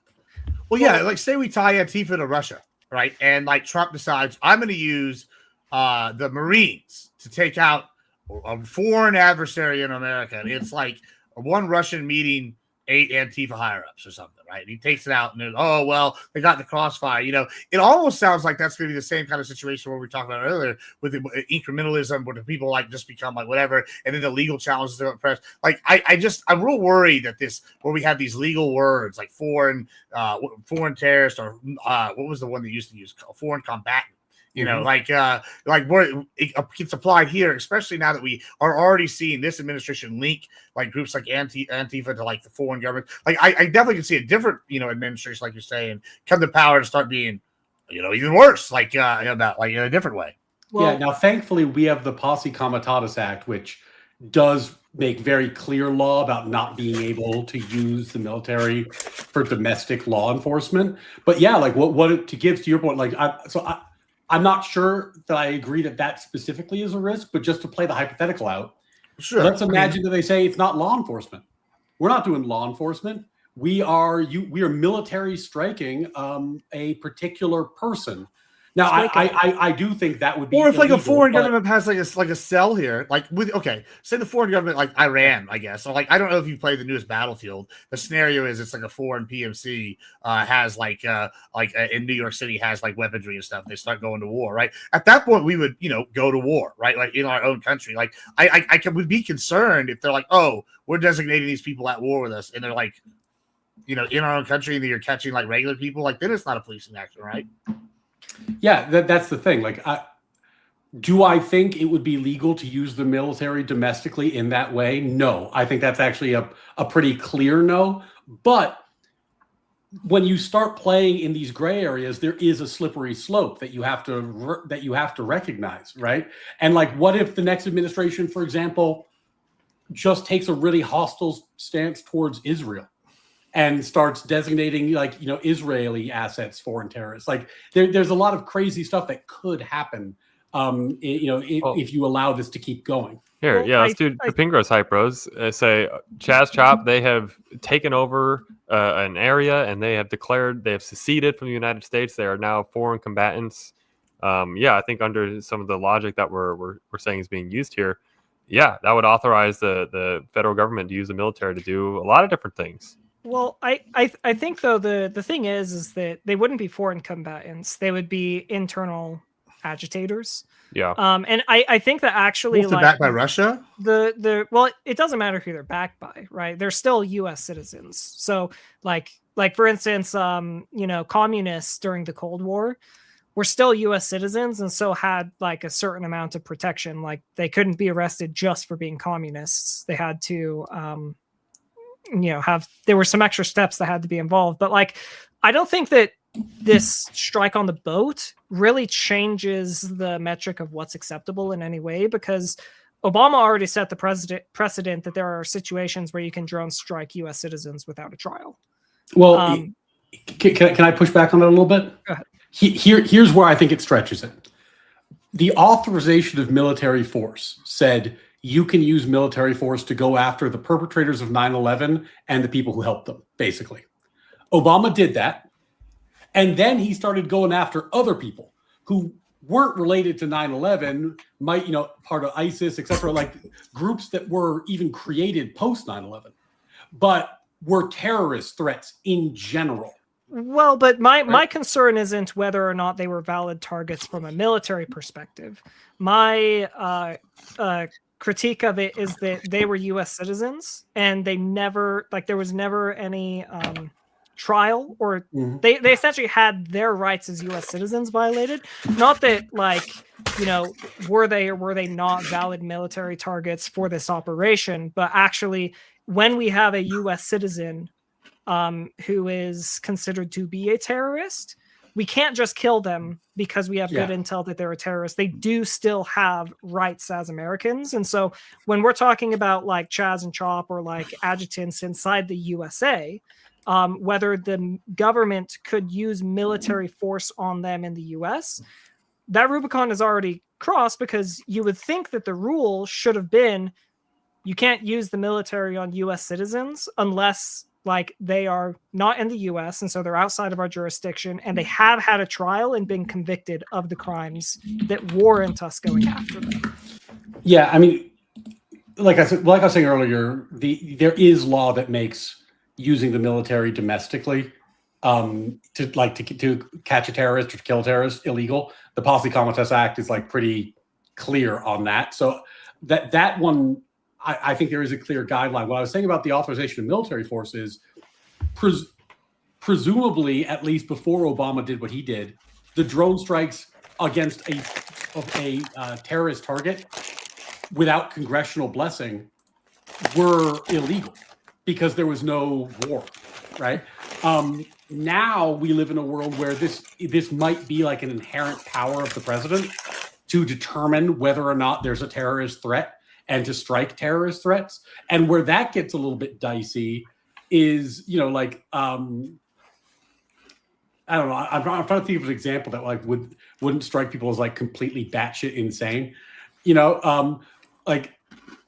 Let's say that the next administration had like a real concern about instead of being these fishing boats that are coming up with drugs, they were deeply concerned with the islands that Gibbs was talking about, and insurgents on the islands, and they just bombed the shit out of the islands. Well, are they Mexican? Are they U.S.? I don't know. Are there terrorists on them? I don't know. Like maybe there's U.S. citizens on them. Like it seems like an open-ended power to give, but I don't. I'm being a little bit unfair because I don't know what the alternative is. Like if there's if the president thinks there are terrorists who are bringing dangerous weapons, drugs, etc., into the United States to do terrorism, is he not supposed to use the military? I'm not sure what the point there is. Well, I think because like my differentiation here is like, because obviously I agree with you on this is a slippery slope on the designation of what is a threat or not. But even if a U.S. citizen was a threat to the country, the president doesn't have the authority. Like, let's say they're a full-blown like ISIS member, but they're a U.S. citizen and they're inside the U.S. The president can't just go in and unilaterally have them executed because they're known to be an ISIS member. They still have the right to a trial before anything happens. And so my concern is that it's kind of like a double whammy where now we have the kind of like loosening standards of, well, what can the government now use military force on? And we have the precedent from well before Trump was involved in politics of actually the government can unilaterally execute U.S. citizens without a trial. Yeah, at least if they're terrorists and not within the borders of the United States is the right. It seemed to be and the so limiters. We literally will only have this thin line of within the border of the United States. And it's like, at what point does that get eroded as well? And I think a big part here that I don't think has been brought up is the same way when me and Ryan talk about the presidential immunity case and how, yes, the actual ruling does create the possibility for some rather unsavory actions to be taken by a president that he will be criminally immune from prosecution for. Just the way that the framework is set up. It's not as blanket as the critics of that decision make it out to be. Like it's not going to be any SEAL Team 6ing.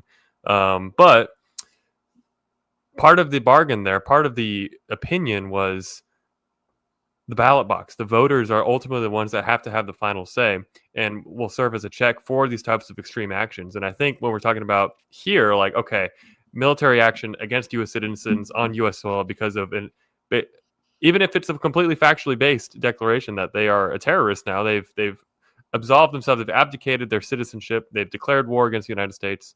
There still will be, I think any sort of military action, like let's say Trump nuked Chaz Chop when it happened, saying they're insurrectionists and I declare it as such and therefore we nuke them.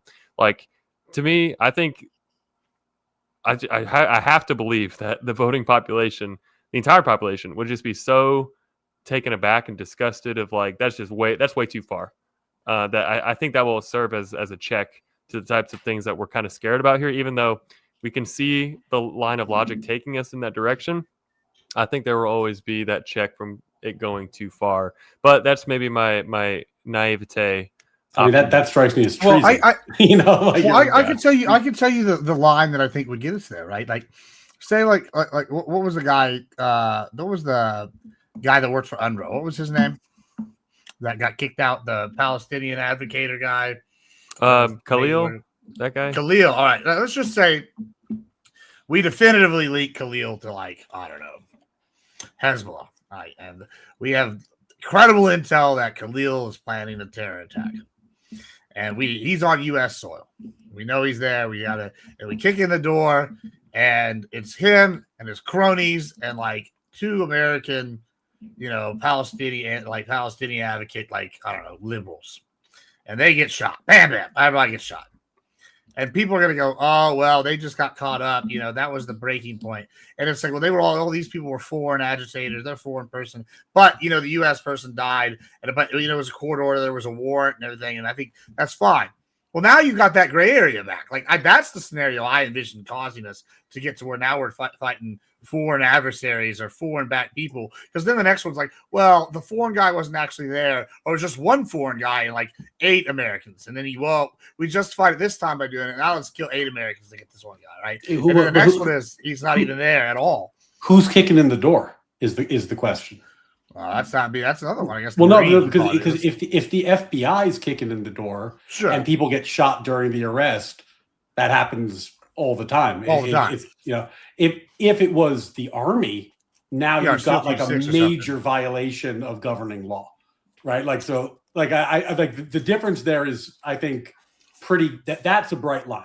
Like, you can have the FBI kick in doors and arrest terrorists, and they could even shoot terrorists who are resisting arrest, but you can't have the army do it. Mm-hmm. Well, I think that to take a segue we had but was lost, Dee said about 30 minutes ago, referenced this debate that happened recently with Good Logic, Andrew Branca, against our friends Destiny and Soypill about this National Guard shooting, this Afghan national refugee that was brought over as part of the pullout from Afghanistan. He did help American troops while we had boots on the ground in Afghanistan. We pull out. He was someone who helped us, so he was granted asylum in the United States back in 2021. Trump admin then grants him full status back in just a year ago, 2024. Next thing we know, he's driving from Washington State to Washington, D.C., and shoots 2 National Guard members, one of which has since died. So that being the factual background, we, of course, now have once again another debate of political violence in America. Who's more to blame? There was a debate about it on Wick. I don't know. Did you guys have a chance to watch that? I tried, man. Like, honestly, that was... I was actually kind of looking forward to that one because I was hoping to learn something. Like who actually was... And Destiny came in with, he was doing his thing. He was doing his shtick that night. He wasn't trying to have like a substantive conversation. He was trying to, farm clips. And it was unwatchable for the most part. And very frustratingly, I didn't learn anything. So I don't really know anything about that. I mean, I'm going to have like the world's most unsatisfying take here. Like, it's not obvious to me that rhetoric or National Guard deployment is the issue here. Like, this seems like I haven't seen anything that would make me believe that Trump is specifically at fault or that someone's speech converted this person into an assassin. This seems to be particular to this guy. Is what it looks like to me, but I don't know. Maybe people have takes about why this shooting happened that would take it beyond that. Yeah, he did seem, from what I understand, that he seemed like an unstable person that kind of had these episodes where he has a wife and kids that live with him in Washington State, but he'd have these episodes where he'd basically just leave for days and they had no idea where he went, and then he would just come back. Basically, yeah, he'd have these like mental breaks, and it seems like this is kind of what happened here. So I agree. I don't know that there's much of an overarching like what's the big picture here, other than this was just a crazy guy who, maybe shouldn't have been here in the first place, but that's kind of the secondary debate. Real quick question though, Ryan, did Destiny unblock you on Twitter? He did, like, kind of randomly. I don't know. Like, I woke up one day and I had like, like, whenever I used to log on to X, there was like a decent chance Destiny had retweeted me, which meant that my day was going to be filled with like the most venomous, insane shit from DGG, like blowing up my phone every 2 seconds. And I hadn't had that experience in like a few months. And I woke up the other day and was like, oh fuck, they're like the DGG crew's after me again. What did I do? When did apparently he unblocked me? That's what I did. When did you have your live stream with Not So Erudite?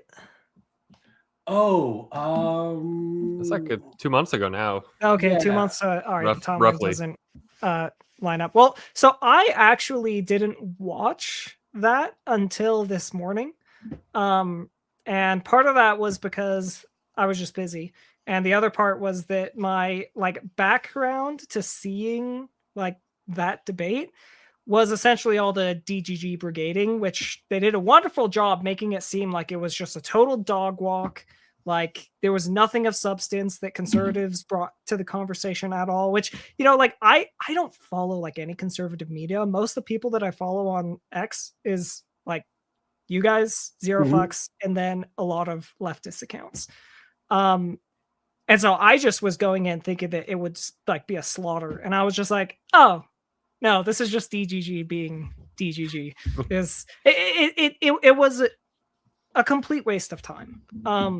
And I echo the sentiment that I learned nothing about it as well, because I didn't know much about the shooting going in either. And so I had to, after listening to it for an hour and a half, go and actually look it up myself and come to the same conclusion you guys did, that it's just a crazy person. And you know what? Frankly, I think if we're going to have people risk their lives to help us advance our interests in another country, we should probably get them out. But this is kind of just a failure of the state in general to actually monitor the people that we're bringing in, which is part of our broken immigration system, is that we don't actually have a process to integrate people. We just kind of assume that they'll come here and they'll assimilate and they'll integrate, and there's not really much of a process to ensure that actually happens. I don't know if you guys watched, there's a great debate with Jordan Peterson and Stephen Fry on Monk about free speech. And at the end of it, because they went on all these tangents, it was about political correctness. It was about, which side is more villainous. And it reminded me of this debate where it just kept going in all these weird directions. And so it was about political correctness. And at the end of the debate, Stephen Fry, in his very poignant way, said, I think that after this debate, the commentators will wonder why political correctness wasn't discussed. And that was my feeling about the debate about the Afghan shooting on Wix panel. I was like, it seemed odd that for a debate about this topic, they never really spent any time on it. They were doing January 6th for the 100,000th time. They were doing the drone. They were doing the boat strikes. They were doing every other thing in the universe other than the topic of the day. I think I've cracked the code. And sorry, Gibbs, I'll turn it over to you next. I think I've cracked the code on how they do this. It's because this is what Destiny did to me. The one time I've got to debate him, this is exactly what happened. We were debating the aftermath of Charlie Kirk and basically who's to blame, rhetoric and all that. And his only point he would keep going back to, or he not even go back to, the only point he was making was, well, Trump has to turn it down. Trump has to turn it down. And it's like, he would just say it so many times, and then he would throw out all the examples of all the bad stuff Trump has said, to finally, you get sucked in. You're like, I have to respond to the Trump point. And now he's got you right where he wants you. Now he can take you down the whole January 6th debate. He can take you down the laundry list of everything that he knows well about. And that way avoid talking about whatever the issue at hand is, which is exactly what happened with this debate. So thankfully, once again, it's my Neo moment. I'm Neo in the Matrix. I can see the Matrix now, and now you know how to dodge all the punches. So anyone, Ryan, maybe you've got a chance to get back at Destiny again now that he's unblocked you coming up. So if you do, keep that in mind. He's trying to funnel you back into his comfort zone. One thing that, and it's very dishonest to do this, but if there's anyone that deserves this tactic, I honestly think it is Destiny. If you really want to get him to react more emotionally and not be quite as basically get him on the back foot is bring up Nathan, not as like a dig on Nathan at all, but on Destiny's principles and failure and ability to even prevent his own son from becoming a Nick Fuentes type.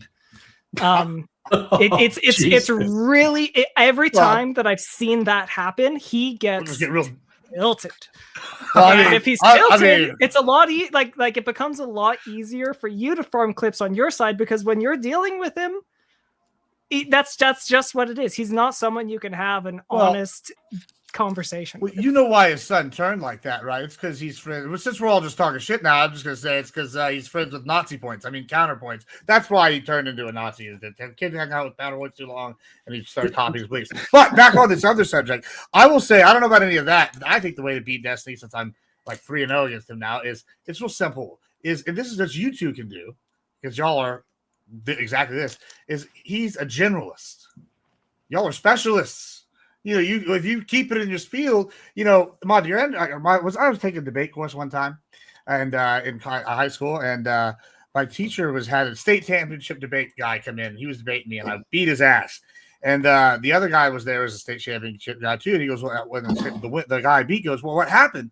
And he goes, "Well, Gibbs did something really impressive. He took you down to the level of an idiot, and then beat you with experience." And like that's kind of what we got to do right here. Is if you just keep him in your area, you know, then you're gonna have expertise. You're gonna beat him with experience. Like whenever he's trying to explain to me how to dig post holes and fences, like I knew I'd won that debate. I'm like, yes, this guy, I'm sure he's dug a lot of fences today, right? Same kind of thing here. Like, I mean, I'm sure Dusty's written a lot of legal, high level legal trustees and shit. Like, no, you know, I'm sure, but like that's kind of where I'd go with that tactic on him. But as for the specific thing, this is the Adderall, guys. This is actually what Adderall does. We get a litany of topics where you stay in line. We go through each one. But the last one here is, I was reading your chat. That's what I was saying. That is basically the National Guard incident with this Afghan guy. I think it's more to the conservative side, speaks to a bigger thing, which is we're sick of the fucking refugees. We're sick of the asylum people. We need this asylum loopholes closed. Like maybe like this guy was just crazy, but it's like too many of these events are happening now, and a lot of them are just due to the asylum in general, right? Like this specific guy might not be because of that. It might be because he is crazy, but it speaks to the greater issue. Like if this guy hadn't been accepted for the asylum refugee status, he wouldn't have been, you know, here to kill anybody. I think there's a lot of those that are coming out. Well, and I think that actually, if you want to talk about tactics, that like, why is the debate about who's more at fault, right? Why is that the framing of the debate? Because another framing of the debate could have been like, is this a reason to restrict our asylum policy? Right? And that would be a much more productive framing. And because then there'd actually be something actionable, right? Whereas this framing is, let's look at the tenuous connections. Like he was let in during the Biden administration. I think if I recall correctly, during one of this program where they were like, I forgot the name of it. Does anyone know the name of that program where they're bringing in all sorts of people? I think it was specifically because he was after DACA. No. It was God, yeah, I don't know if I had a name. I just know that because I remember back at the time, this is one of the criticisms I had for the Biden pullout from Afghanistan of like, yeah, all these people that were helping us there that like we're now leaving them and they're basically, they're just going to get killed by the Taliban first thing. So I was actually in favor of, as a general rule, if you put your life on the line to help us, I think we should repay the favor. And that was actually a sin to leave as many that were left back then. But then for every general rule, there's always exceptions. And certainly there's going to be those within the group that even though like it seems like this guy, there was a shift over time where he just grew increasingly unstable. I think that the problem here was the inability to monitor and supervise and be able to track that better to see this guy's not well. There's a break that's coming. No, but I'm sympathetic to that, right? Like I really hate what we did to the Kurds, right? You know, and I have friends that were Kurdish translators that came here, and some of the stories are horrible, you know. But like, there's a difference between like a group with like a regional like autonomy that it's one group, they helped us, they fought 2 wars for us, like they're basically westernized, and fucking Afghanistan, which is falling apart as we're evacuating, in some manner. Like, I feel like there's a difference here, and there should have been some kind of like, I don't know, like I don't even know why we're in this some of these asylum treaties anyway at this point. Like, well, I think that this goes back to what I was saying about like military action. Like this never would have been a problem if our goal was just punish Afghanistan for whatever we needed to punish them for and get them in line. The problem was that we came in and we tried to nation build in a nation that didn't want us there and didn't want to adopt our way of life. And so to do that, we had to essentially hire the locals. You don't have to hire the locals to achieve our economic goals with why we were in Afghanistan in the first place. And so if we had never had nation building as a goal, we wouldn't have these refugees that need to flee because they're afraid that for having supported us, they're going to be killed brutally by the next regime that takes over. Yeah, so I think it's, I was looking it up. I think it's called Operation Allies Welcome is what I'm seeing online. Basically, it was a move that when we were pulling out of Afghanistan, there was some vetting process, and then people like him who, you know, he served in a military capacity and helped us in Afghanistan were, you know, brought in, presumably so they're not going to be killed when the Taliban reasserts control, you know, or down the road. So, you know, I mean, programs like that, there's, you know, you can talk about the benefits of them and the pros and cons. You could talk about whether or not he's really a qualified asylum recipient.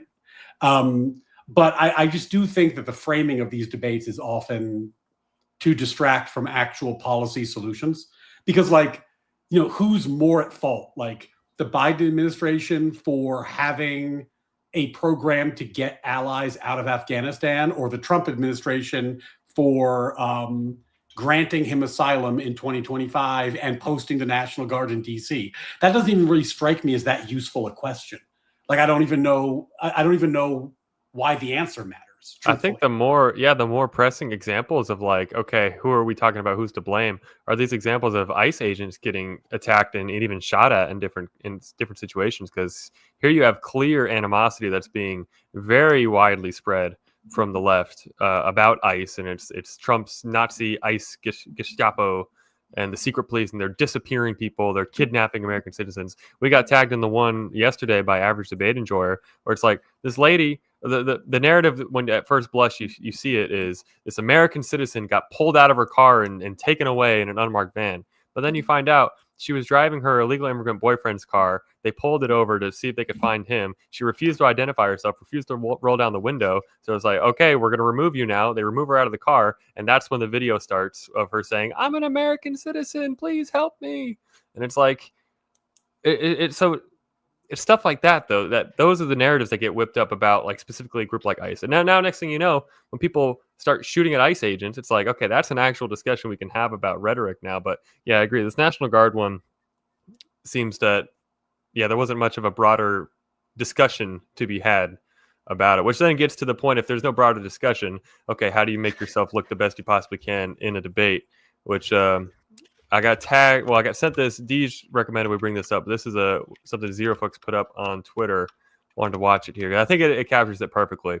So the retardation debate bro mindset is bad for discourse, be it a lie or a simple mistake, happens too often, never gets corrected. Optics are interrupt, tangent, don't let argument get made, then set the narrative and post-debate hug box, rinse and repeat. But yes. I don't know if the lawyer guy was genuinely lying about not knowing what the crimes of January 6th were, but if he wasn't, yeah, maybe he would change his mind if presented with those. I couldn't even say that. Well, the fact that he brought out Enrique Tarrio's name without any. No, that's pretty wild. That you're saying in 2020, when he's the outgoing president, that they're going out there and that they're going to engage in sedition. Which, frankly, you name one person, Enrique Tarrio, who you're saying was convicted of seditious conspiracy, and I'll assume that that's correct. That he actually was. But the thousands of people who were there, they're not charged with seditious Donald conspiracy. Trump pardoned some of the only people ever convicted in U.S. history of seditious conspiracy that were trying to help him overturn an election, right? You acknowledge that Donald Trump literally pardoned all of those people, right? Were those actually charges? Seditious conspiracy? They were convictions. Yes. No, on seditious conspiracy. It was seditious. Which people were convicted of seditious? Enrico Tarrio, Well, the you don't even Proud Boys, fucking know. one of the Holy other shit. militias. Do you really not What do you know even do? What do you read? Well, the fact that he brought out Enrique Tarrio's name without any of us saying it, but didn't seem to know, that's crazy. Well, to be fair, though, a lot of these people do kind of exist. So Soy Pill is the one that says the name. Good logic is like, okay, I'm going to assume that's true and whatnot. But even there, when good logic is like, I'm going to assume that's true, Destiny hits him with a, you don't even know what it is. It's like, if you can't answer to one of the tidbit facts that he's going to throw at you, then it's going to be, I'm going to hit you over the head with like, you don't even know what you're talking about. Well, but if you do the same thing to him, he's like, what, do I have time to like just go on Wikipedia and know every single possible technical term you're ever going to use in a conversation about law? Like, no, you're a lawyer. I'm not. I'm not expected to know that. Yeah. And actually, the first time I even saw that tactic used was when Destiny was watching the Charlie Kirk Jubilee Surrounded. He was doing the Matrix thing. He was breaking it. Like, here's exactly what he's doing. He's scanning, waiting for one fact that they get wrong. So now he can hammer them on that fact and making them look like they have no idea what they're talking about, even if they got the previous 10 facts completely right. Well, it also plays on your kind of like civility and good instincts. Like Zero Fucks also pointed, this is one Zero Fucks pointed out to me as well. One time when I was debating Destiny, I made a point about the affirmative action cases, and I was talking about that. And I had mentioned, that I had daughters earlier. So he goes, well, isn't it the case that the data in the affirmative action cases shows that it primarily benefited white women? And I was like, no, that's not what the data showed. And I happen to know that because I've been looking at the data, right? Like, in fact, they didn't even gender the data. It was just by race. So like, no, that's not. But like, if you have some data that you'd like to show me, go ahead. He goes, oh, no, don't worry about it. And then just moves on. What he was doing is he was just making something up to see whether he could get away with it and whether or not I would correct him, right? But like, my instinct in that situation was not to like hammer the fuck out of him for just making something up. I was like, oh, it's probably a good-natured mistake. He was, like, I'm going to assume best intentions. Let's just move on with the conversation. But once you see it in the full tactical perspective, and Zero Fuck showed me a clip where he admits he just makes shit up to see whether or not you'll call him on it. Because he wants to test whether you have read the data you're looking at. And once you see that tactic, then it's like, okay, well, I can't let you besmirch me, put facts in my mouth, tell people I said something I didn't say, and then when I catch you making a mistake and lying, just let you get away with it. Like, I'm going to have to recognize that no matter what the tone of the conversation is, we're in a pretty blood-sporty debate. Like, that's what it is. I think the funniest time I ever saw that specific tactic, the make something up and see how they respond to it, was when he was debating Milo. And he said something like, I can't remember what it was, but just something along the lines of, hey, what do you have to say in response to the study that says Catholic husbands have a much higher marital abuse rate of their wives? And Milo did like a whole 2-minute response of like, well, when you've got the hierarchy of the home, and sometimes, you've really got to enforce that and establish that, like a whole 2-minute response to it. And as soon as he was done, Destiny said, okay, cool, I completely made that up, but good to know you'll defend it anyway. And it's like the whole point, if you want to assert your point, they're going to disagree with it. You can probably catch some people in some pretty silly situations and kind of show how just silly that they're willing to get to try and like disagree and just push back on whatever point you're making. So these are all good debate tactics to keep in mind. I guess if we find ourselves in a situation where obviously there is no good faith debate. Well, you're going on WIC this week, right? Yeah. So yeah. So we're actually, get ready, brother. Get ready. We're talking religious discrimination in college, specifically as prompted by this Oklahoma student who wrote and cited to the Bible and got a failing score, and the teacher got suspended now. And I don't have too much to say about that specific case, but I've got more to say about just, I think, religious discrimination and kind of the broader left-wing feelings about religion. And if I can say. Yeah, go ahead. I'm one of the few million people in the US that are descendants of people that had the only extermination order based off of religion that's ever existed in the US. So if we get to talk about religious discrimination, I got a bone to pick with the state of Missouri. Oh boy. Yeah. I was gonna say with y'all's debate thing, y'all talk about that tactic, and that's like the classic Destiny tactic where it's like you get them on one thing and then you just like keep smacking them in the face with it, right? Over and over and over. And like, this is something I feel like is important to remember especially in the debate space here, is that this is just second high school. right? And these kids got bullied, right? So, and that's important because they think they're the bullies now, right? And so what happens is you go against these guys in the debate space and they'll try to do that. And whenever you just make them look stupid for like calling you on your mistake, like, okay, buddy, yeah, good, you know, and it really like just like dominant back, it takes all the steam out, like, and all the credibility of like them, oh, your whole case is bad because you're this one thing. And I know that's not like maybe a quote unquote, like, oh, it's a legal good debate tactic. But this is infotainment.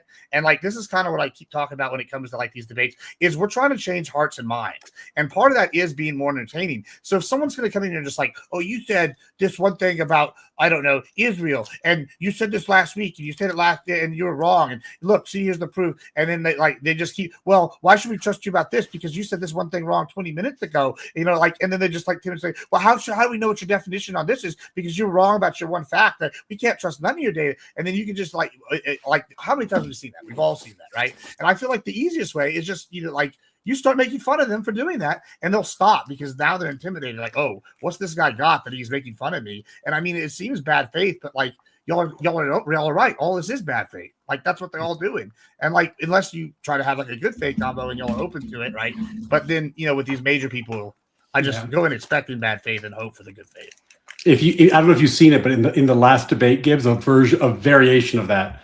In the last debate that Gen Z and I did with Pisco, in my opening, the last thing I said was, and I expect that the other side is going to spend a lot of time explaining why Trump is bad, but Trump is bad has nothing to do with this debate prompt. And there's nothing they can say about Trump that has anything to do with this debate prompt. This is a debate prompt about the left. Trump's behavior is irrelevant. And Pisco freaked out, and we spent 10 minutes arguing about whether I was right about that. But then he never brought up Trump because it was irrelevant to the debate prompt, right? So I think it is worth, you know, particularly if you feel really good on the topic. Like you were saying earlier, Gibbs, I thought that point you made was a really savvy one, where you're saying like fence posts and digging fence posts. I got this in the bag if we're talking about fence posts. Let me make sure that I give some thought to how to make sure that we're arguing about fence posts and not get sucked into, you know, because you're going to be like, hey, let's talk about fence posts. And they're like, well, January 6th was pretty bad, right? Yeah, and you're like, better fences. No. We're not talking about that. Fence posts. Well, that's, and like, you know, that's what I saw. The other, the only, I think, Gibbs, you said you're 3-0 against Destiny. I've only seen the one of them, but it was the live one where you had that dapper suit, very snazzy. Oh, you like that one? Yeah. And you went up and you asked him about it was about ranching, I believe, right? Yeah. Do you think that Destiny knows anything about ranching? Yeah. I was like, wait, I could see the strategy in real time of like Destiny has no idea about ranching. I'm going to take that. I'm going to make that assumption right now. He's got no idea about ranching. I don't know anything about you, but other than you live in Texas, and I figure if you're asking him about ranching, it's probably something that you're familiar with. I was like, might have, wagered. Yeah, I'm like, that's a good idea. And to your point, it's like if we've got something like in my debate with him, I was really trying to get the discussion. If we're going to do the Trump talk, it's like, let's talk about immunity. Let's talk about the hush money case. If we're talking about ways that the left has just been ratcheting things up, especially with these political prosecutions, I was really trying to steer the discussion there, but it's one of those things where, gosh, it's you got to really hammer it over and over again to try and get on your turf. The other thing with someone like Destiny is like he'll do a lot of like they'll put him. It'll be like Destiny and somebody versus whatever. And I think you and I debated Destiny one time, Ryan, and we spanked him. It was you, me, and Lactoid, and they got Pisco, and then all the cows came home and everybody was crying and weeping and gnashing of teeth. And it was a whooping. It was one of the worst whoopings I've ever seen on a debate panel ever. It was pretty bad. It's because people do their role. Why am I going to ask legal questions? We got two fucking lawyers over here. That's not my job. My job is to, like propose some bullshit and then like that and just be like, what the fuck is, and like, and like some people try to do too much in these panels. Like, oh, they're gonna do it. Just like know your role, like stick to what you're good at. Like, and then there is the infotainment factor. If you want to go in and be like, oh, I want to make a name for myself, you can either do like what I did and pick something that's just like super expertise, or you could just go for the clip farming, but I personally went for the one. Are you doing this on purpose? Because you need to use that during a debate. I do. That's the goal. Like if you do that during a debate, if you're like, let me tell you something. Well, and the problem is, like, sometimes like I'll do it and it'll work like that, but then other times I'll be like, yeah, and and like what is he doing? And then I'm like, oh well, I would have been great for the fact, but Oh my God, that was. I mean, honestly, if I was judging a debate and you pulled that off, I'd give it to you just for the lulls. I mean, that's unbelievable. Well, Dee's trying to do it too. Okay. Mine doesn't pan in; it just snaps. Well, boys, we're getting down towards the end of it. I think it's been a great chat tonight. We got one more thing I just want to touch on, since one of our main goals right here, right, with this project, with this movement, is translation to electoral success, and particularly starting with the midterms, but then moving on to 2028 and beyond. But the whole idea being the post-Trump right, and what is that going to look like? And also, as we're doing this final chat, folks in the comments, if you want to ask some questions, if we can work them in, now's the time to do so. Would love to take some questions from y'all. But for our purposes, though, we had this special election in Tennessee, I believe this past week or week before, that district that included Nashville, a very red district. Trump won it by anywhere between 15 and 20 points last 3 times. But for this time around, though, it was a lot closer than expected. The incumbent stepped down, so you got a new Republican, so you don't have the incumbent advantage. But I believe the final result was the Republican won by 7%, which is a lot closer than the 15 to 20 that has been in the past. So is this something to be worried about as far as compared to, we also had these recent governor's races in New Jersey, Virginia, that went pretty blue. Is this the beginning of the blue wave? Are these still outliers? And is there something that the right needs to be doing better? Because I see the left, I see Gavin Newsom out there trying to say the moderate thing. It seems like they're trying to make the shift. I'm wondering what y'all think about all that and whether or not the right, are we in trouble for 26? Is there changes that we need to make? How y'all feeling about all that? I mean, the incumbent party's always in a little bit of trouble. That's how midterms go. But to me, I think the right now needs to be a little bit less gun shy about making the moral case about things. Like with the gun votes, where it's like, like the whole conversation has been about legality. And if I think the conversation politically should be about, well, I'm opposed to drug traffickers.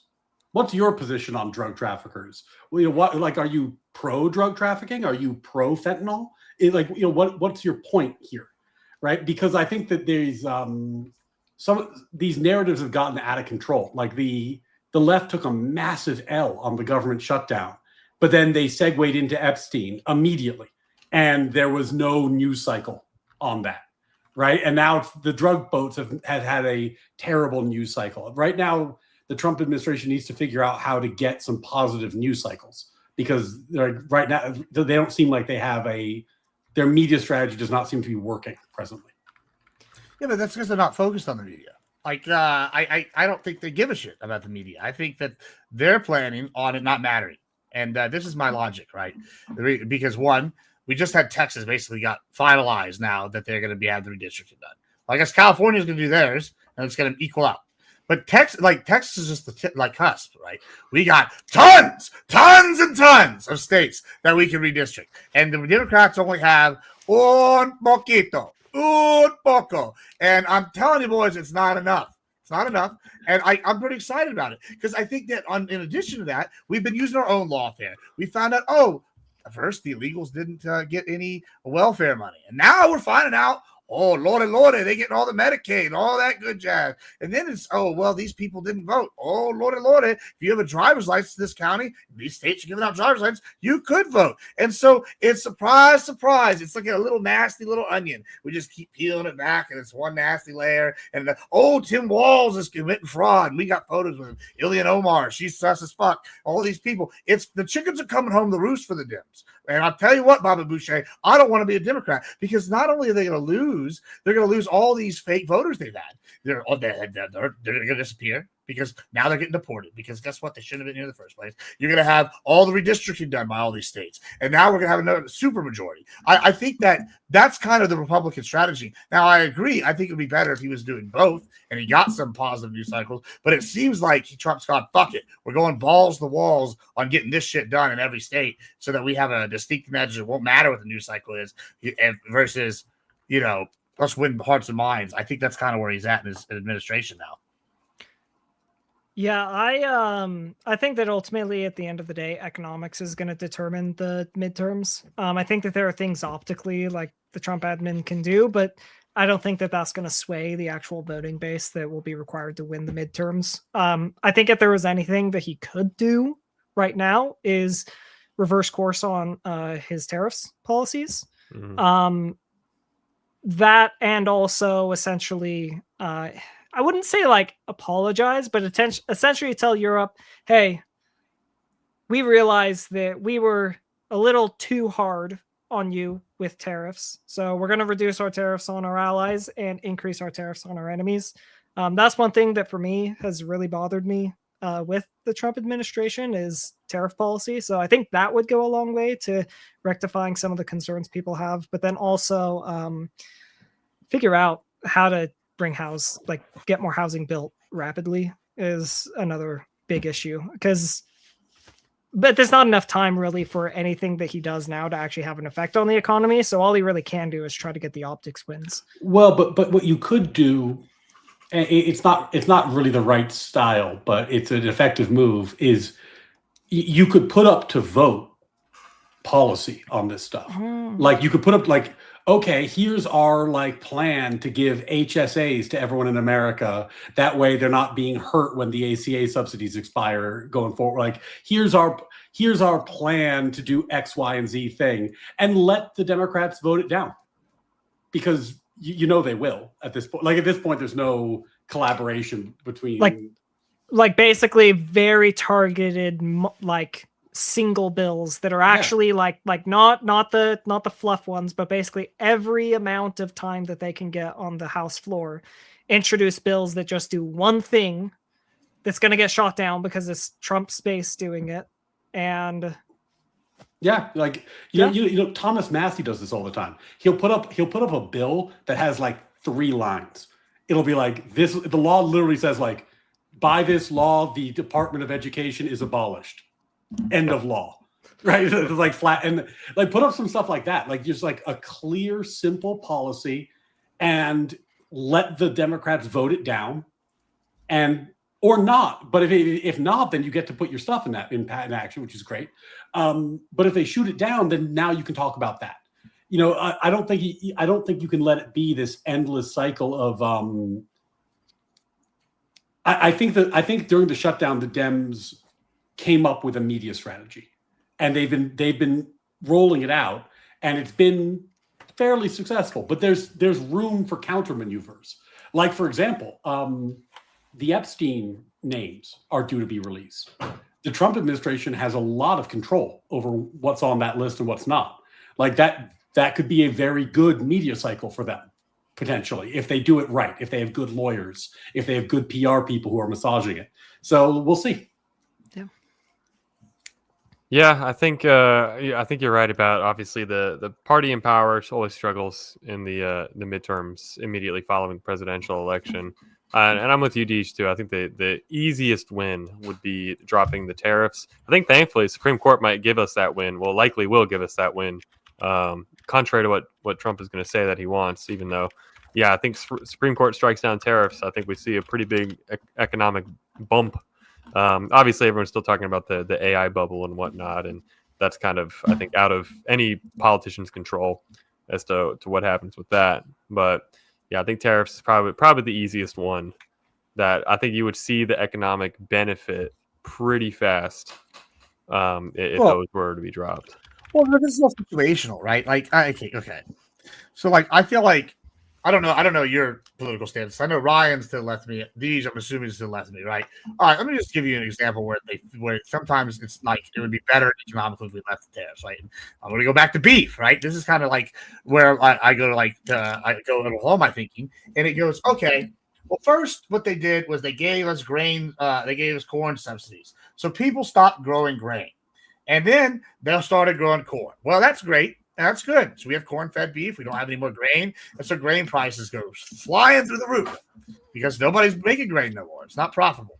And then, okay, well, that's cool. Well, that's great until the corn subsidies go out or other companies start producing corn, or corn goes down in price for other reasons. And then now we don't have any corn-fed beef, and all that beef dies. Now all we have is grass-fed beef. Okay, cool. That's good. Well, we have the tariffs. We have these tariffs saying, hey, we're not going to let all these other countries bring them in. And finally, for the first time in 70 years, we're going to stop the shrinkage of herds within 3 years because of the tariff. Right? We're going to have American beef industry is going to improve. We're seeing associated industries like beef packers, butchers, halal, all these, they're all growing. All these industries are going. Now, some industries are going to be hurt, but it's like, what do you want? And part of what we're talking about with the tariffs, at least on the right, is we want the manufacturing back. We can't build ships. We can't build our own food. We can't, these are things that you're going to want if we're talking about actually becoming, staying the superpower. We don't want China having like 26 times or whatever it is they have of our shipbuilding capabilities. We don't want them to be able to nuke the breadbasket states and just not be able to produce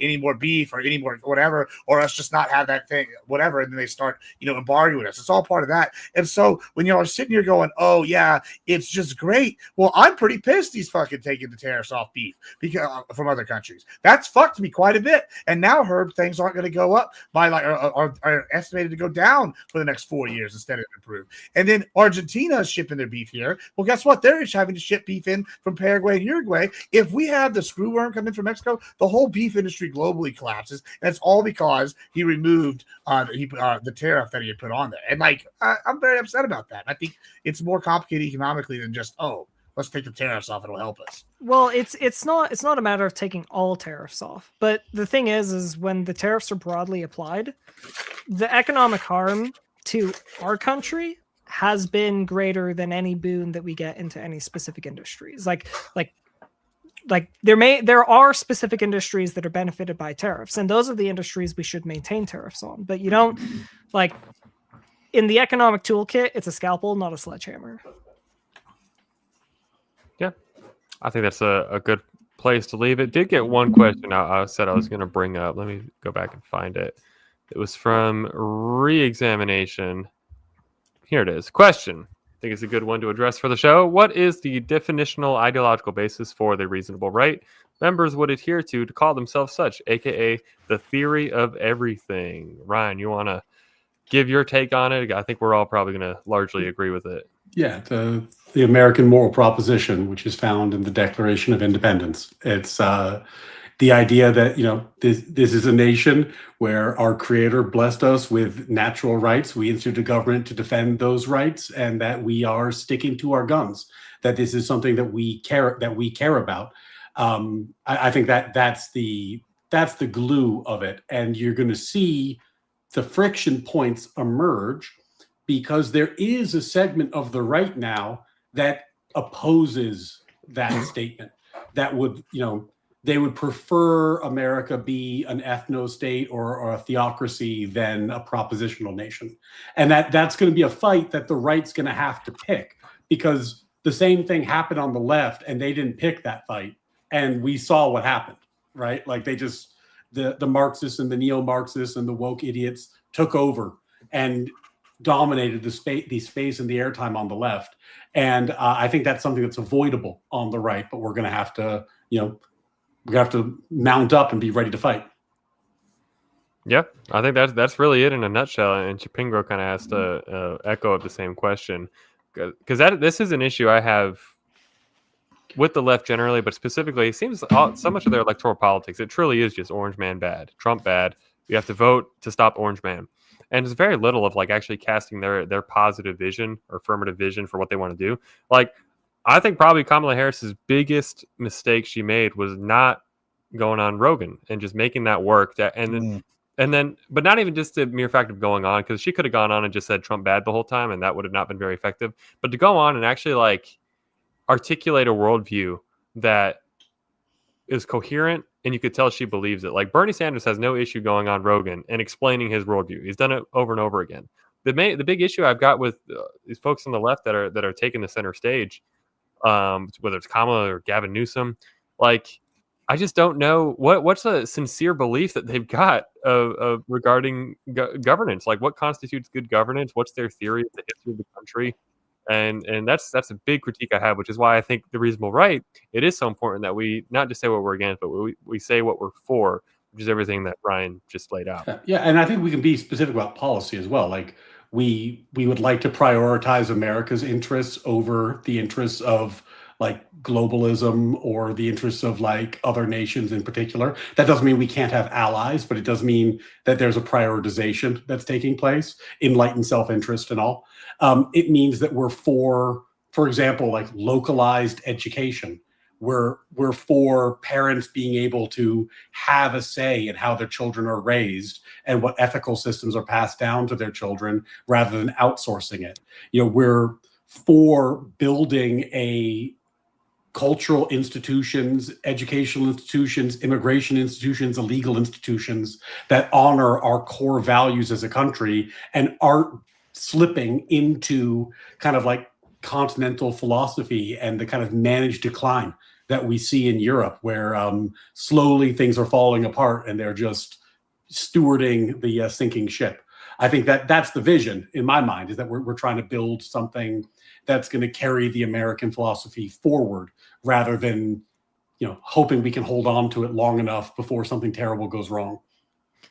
Yeah, it's so, and this is one thing that, especially in the couple of Ordered Liberty episodes that have happened, it's got me thinking about this, because it's something that's never quite sit right with me about politics right now in general. Is I felt like we lacked both parties lack first principles that they operate under. That moral framework that guides your decisions. And that's one of the things that I really appreciated with your conversation with Stitch and Adam, Ryan, is you laid out the case very succinctly in a way that I intuitively agree with. And I'd love to have more discussion on that with you sometime. For sure. And deism in general. One of the things that always makes me feel aspirational about the American dream is listening to, I don't know if any of you have watched The Fat Electrician. The way he describes like American war heroes, especially, he talks about some that occur in the Civil War, the Revolutionary War, World War I, World War II. I think we need more aspirational figures to look up to as well, that actually sacrifice something for our country. And we have lots of people in the past that we can look to that are going to be more rooted towards that moral foundation of the Declaration of Independence, of these principles that we see to be moral truths. Yeah, no, I think you hit the nail on the head, and that's really, I think, the way you win people that aren't already just dug in, have their mind made up, and are going to refuse to change it. It's being able to put into words what they're feeling, which is what Deej, you just said, and that's how I've got my exposure into politics. Was like, I see what the two sides are saying. I can't really articulate how I feel about it, but what that guy just said, back 2015, 2016, what that Ben Shapiro guy just said, I agree with that. That was pretty smart. And those woke SJWs, the Tumblr SJWs, no, they're just insane. So whatever they are, I'm not that. And I think that's what's beneficial about. Ryan's really, he's our heavyweight. He's our. We can send him in, and he's our champion. But yeah, the Stitch and Adam spot was really awesome. And thanks for setting that up, Zero Fox. That was a great spot. Pushed me over the line on sub count, so appreciate that deeply. I think there's value add there also, because I think a lot of I go back to the struggle session with Erudite, and at one point I was trying to explain to her this metaphor of the apartment and the house, where it's like she was saying like, well, don't you think the Harris administration would have been better about crossing the T's and dotting their I's legally and doing X, Y, and it's like, yeah, but like, even if I grant you that, they would be using that expertise to do something I know to be fundamentally wrong. So I'm not thrilled with the fact that they are efficiently doing it. And I think that there's a moral intuition that people have had that the left has kind of lost the plot. And being able to put word to that and put it within a philosophic framework and saying like, no, this is actually a problem and we on the right can do better. And here are our principles that is important. The problem is once you lay out your principles, then people are going to spend all their time trying to skewer you with them. So you've got to be ready to defend yourself. But I think that's the way forward. Well, this is why I'm not super concerned for the midterms. I think it's a long time before the midterms. You know, right now, maybe the news cycle is not super favorable, but like, I think we're like in an emperor's new clothes situation, right? Like, where they are seeing the emperor naked kind of situation where this motherfucker was walked out all these lefties, bro. And they talked about how highfalutin and how smart and uppity and educated they was, and how they have all these high moral principles. And I tell you what, every time I turn around, I'm seeing one of those principles just crossed off the list, and they're doing the exact thing they just bitched about, right? That the one side was doing. And I think that after a while, now people they caught on. And like, and even now, if you look, you were just talking about the messaging. The Dems are the Dems are like maybe they're all have this one good message, but it's like it's everybody's got the same message. Like you talk to one guy, this is why it's easy to prep for like people like Destiny, right? You go argue with Wick, well, he's Destiny light. You go argue with any of his orbiters is Destiny light, and they all have the exact same talking points. You go argue with like, I don't know, Somber, they all have the exact same talk. On the right, we all have like, Ryan, you're kind of new to the right. You're like a centrist almost, right? I don't know Gen Z, but like I'm like, Texas nationalists. We have all these different kind of like American imperialism. We have all these different little huts we fall under. So it's diversity of thought. But like on the left, yeah, they have this message, but it's so manufactured that I think, and it's so hypocritical to where they just like people are just wise to it, and they just think that people are so dumb, and the left has been so smug and uppity, and that just people like nah. And that's why when they were this one election just now recently happened, right, with like Madonna and all them, I have no concern, because it's like the people on the left are going to, they're extremists because they don't understand that the middle, the core of their party just is rotten. And like, I don't know. I think I'm pretty happy about what the Republicans are doing going forward. Yeah, the left has a serious decision come 2028 more so than 2026. But is their future, is their 2028 champion, is it going to be the Bernie AOC Mamdani wing, or is it going to be the Newsom, Josh Shapiro, Mark Kelly wing? And I've made my prediction already. I think the nominee is AOC. I think she's going to be the one that they rally around. She's going to have all the fire and excitement. The only way I think they stop her is if they do what they did in 2020 when Bernie was about to take it and all the moderates dropped out on the same day. They megazorded. They formed one ultra dark Biden to get him to win South Carolina, and it was pretty much over from that point. But I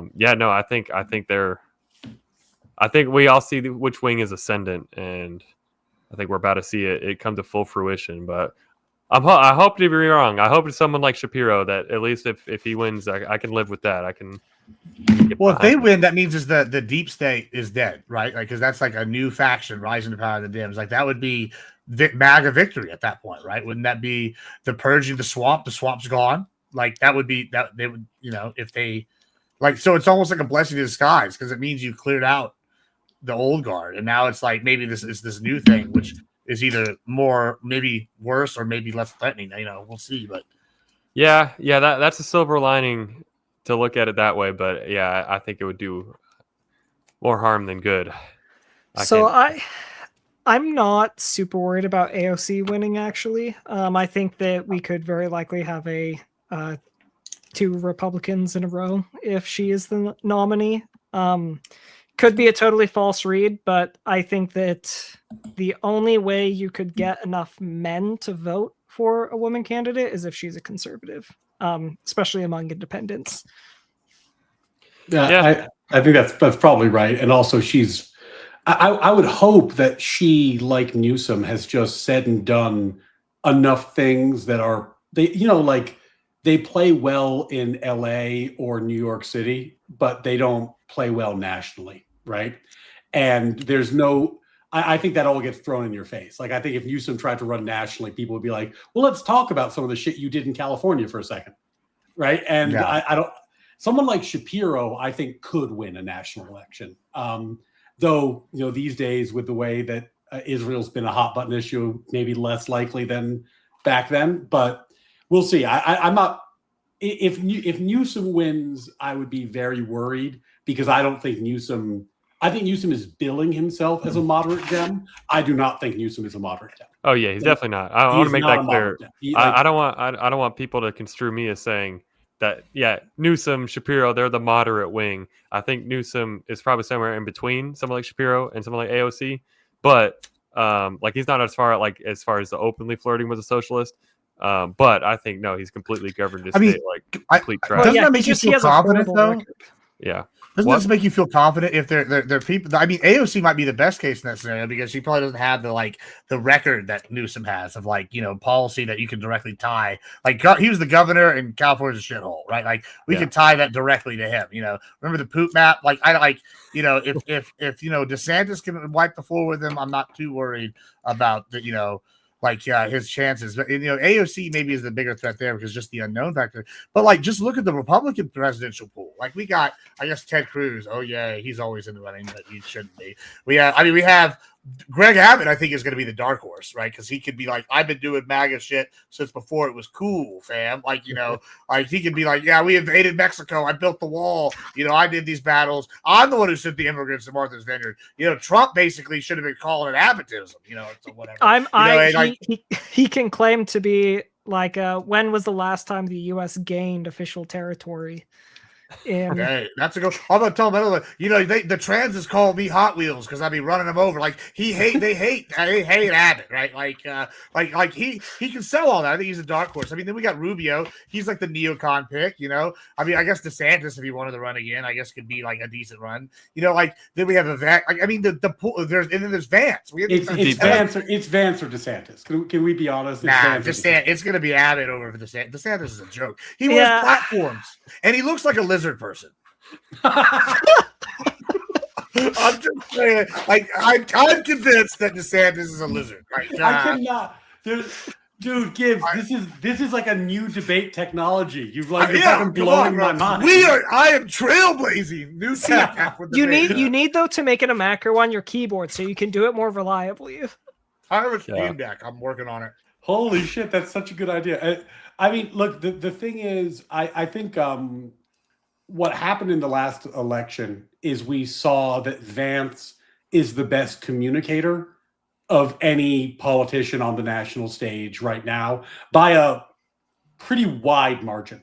So, if I had to put my money in the hat today, I think that, when it comes time to campaign in 28, he's gonna put the boot to the rest of the right pretty quickly. I think he's gonna.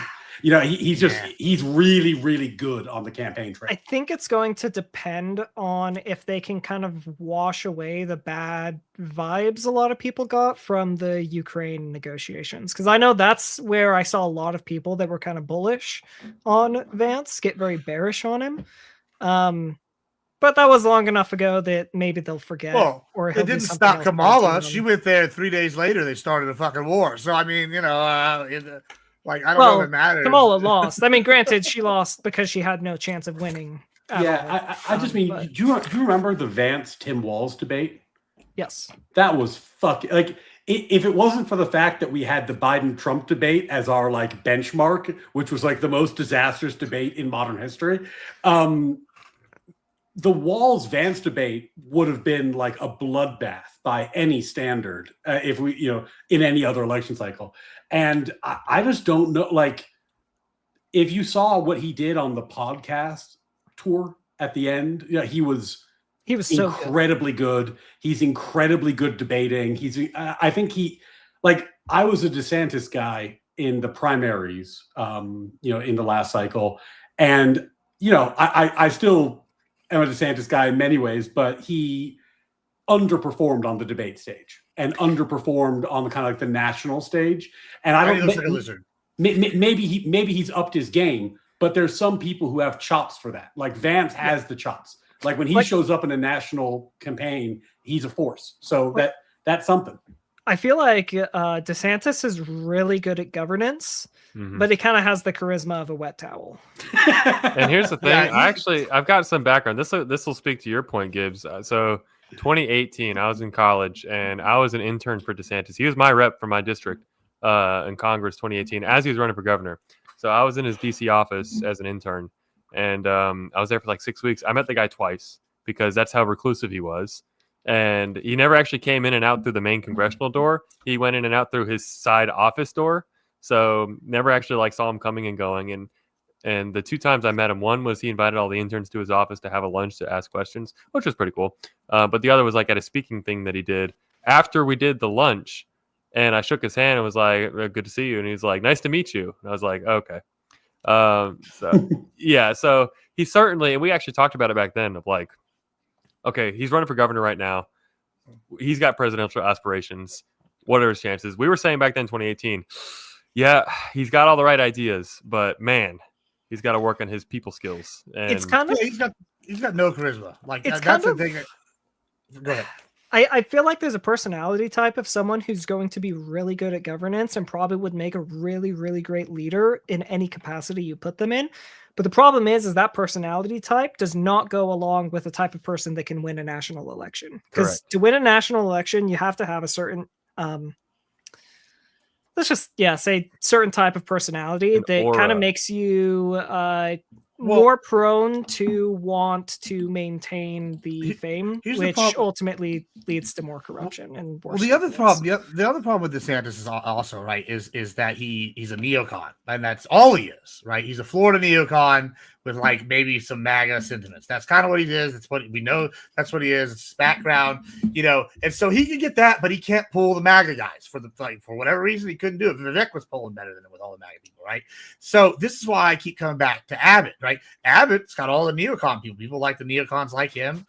He's got all his Texas oil money. He's got his MAGA chops. And then who's going to be who's going to be his big challenger in that, right? I guess Rubio. Well, Rubio's not going to get the MAGA people. So it's like, it just in my mind, it just keeps coming back to these two guys are going to be the front runners for sure. And I just like with Vance, who's going to fund Vance's campaign?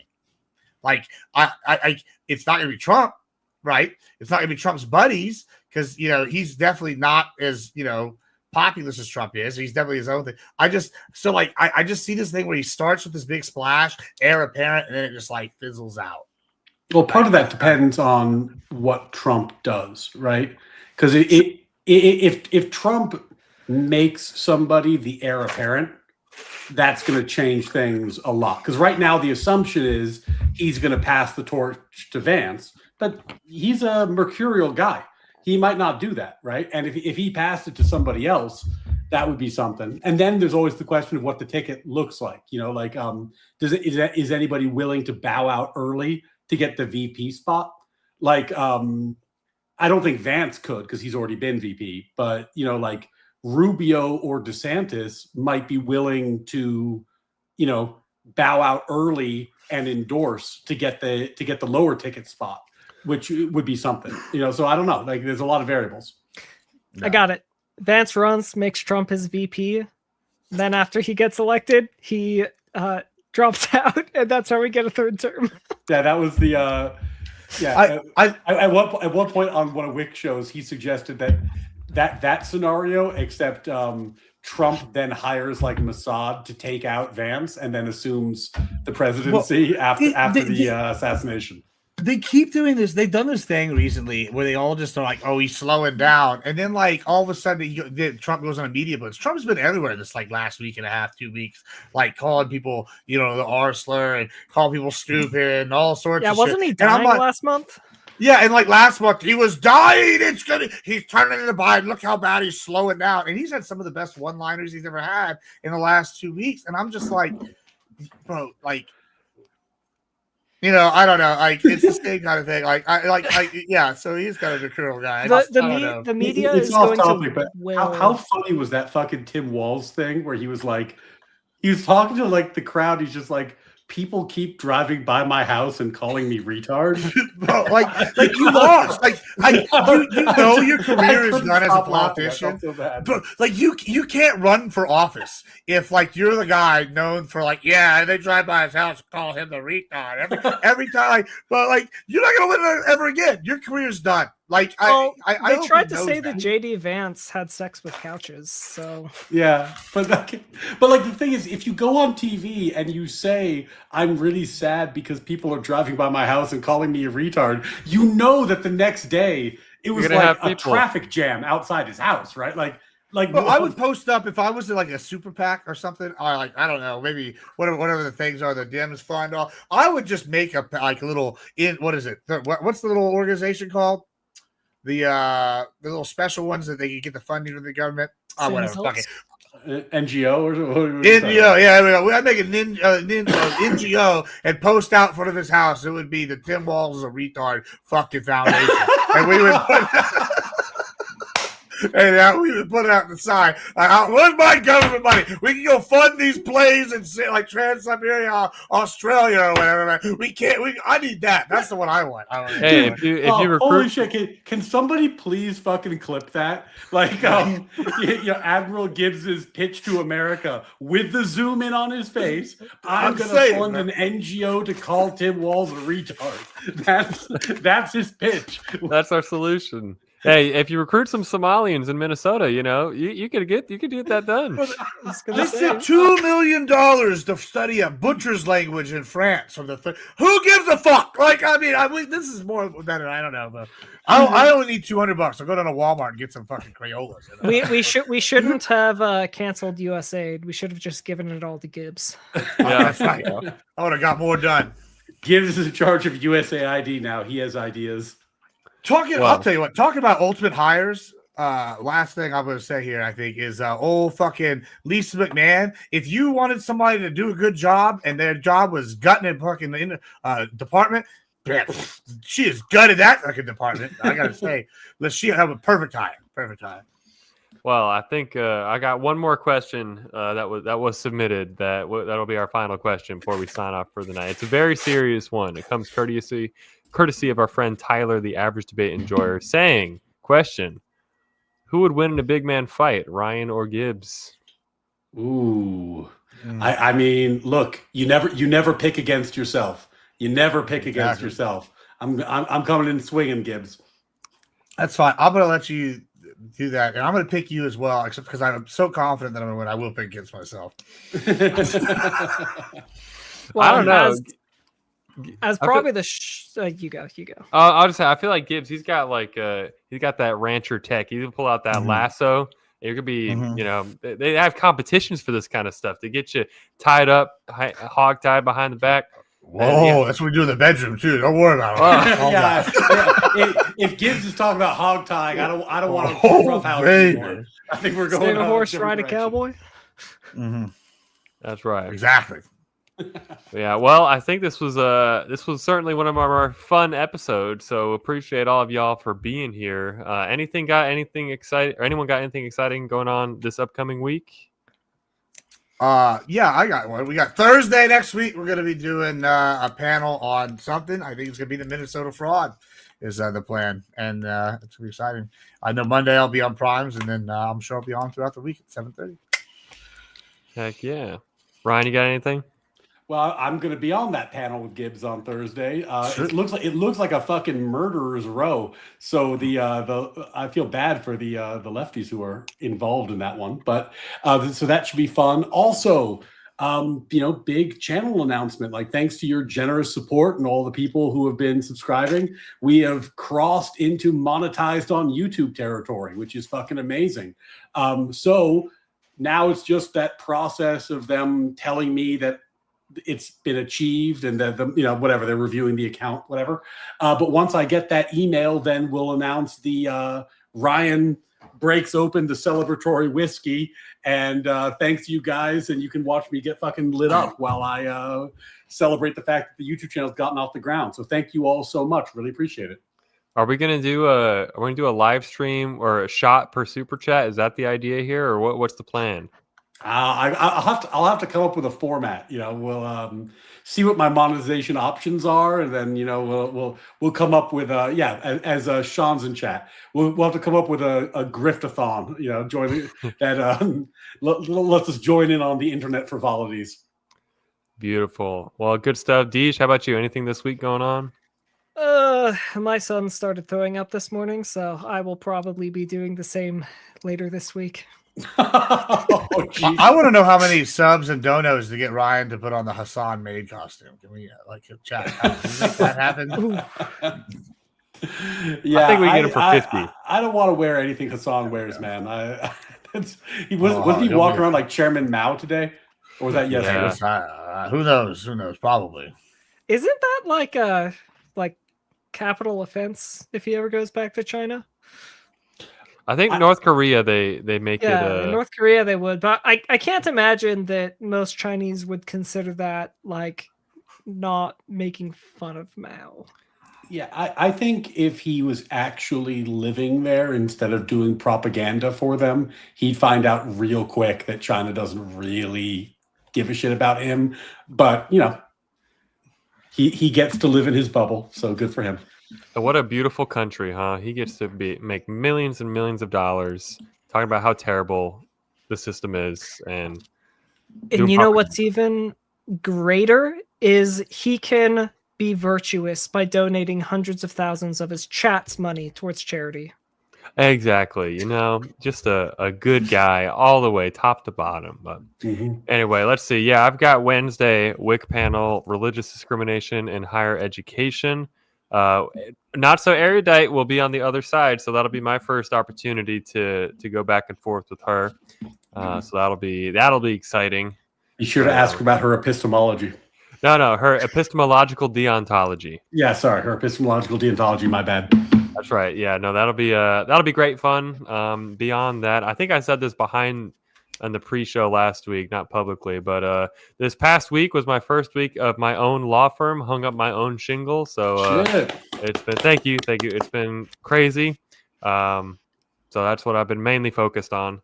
But still trying to keep up the Reasonable Right Coalition. This is more important than anything I'm doing, like putting food on the table or keeping the lights on. But that is a-okay. But yeah, no, it's been great.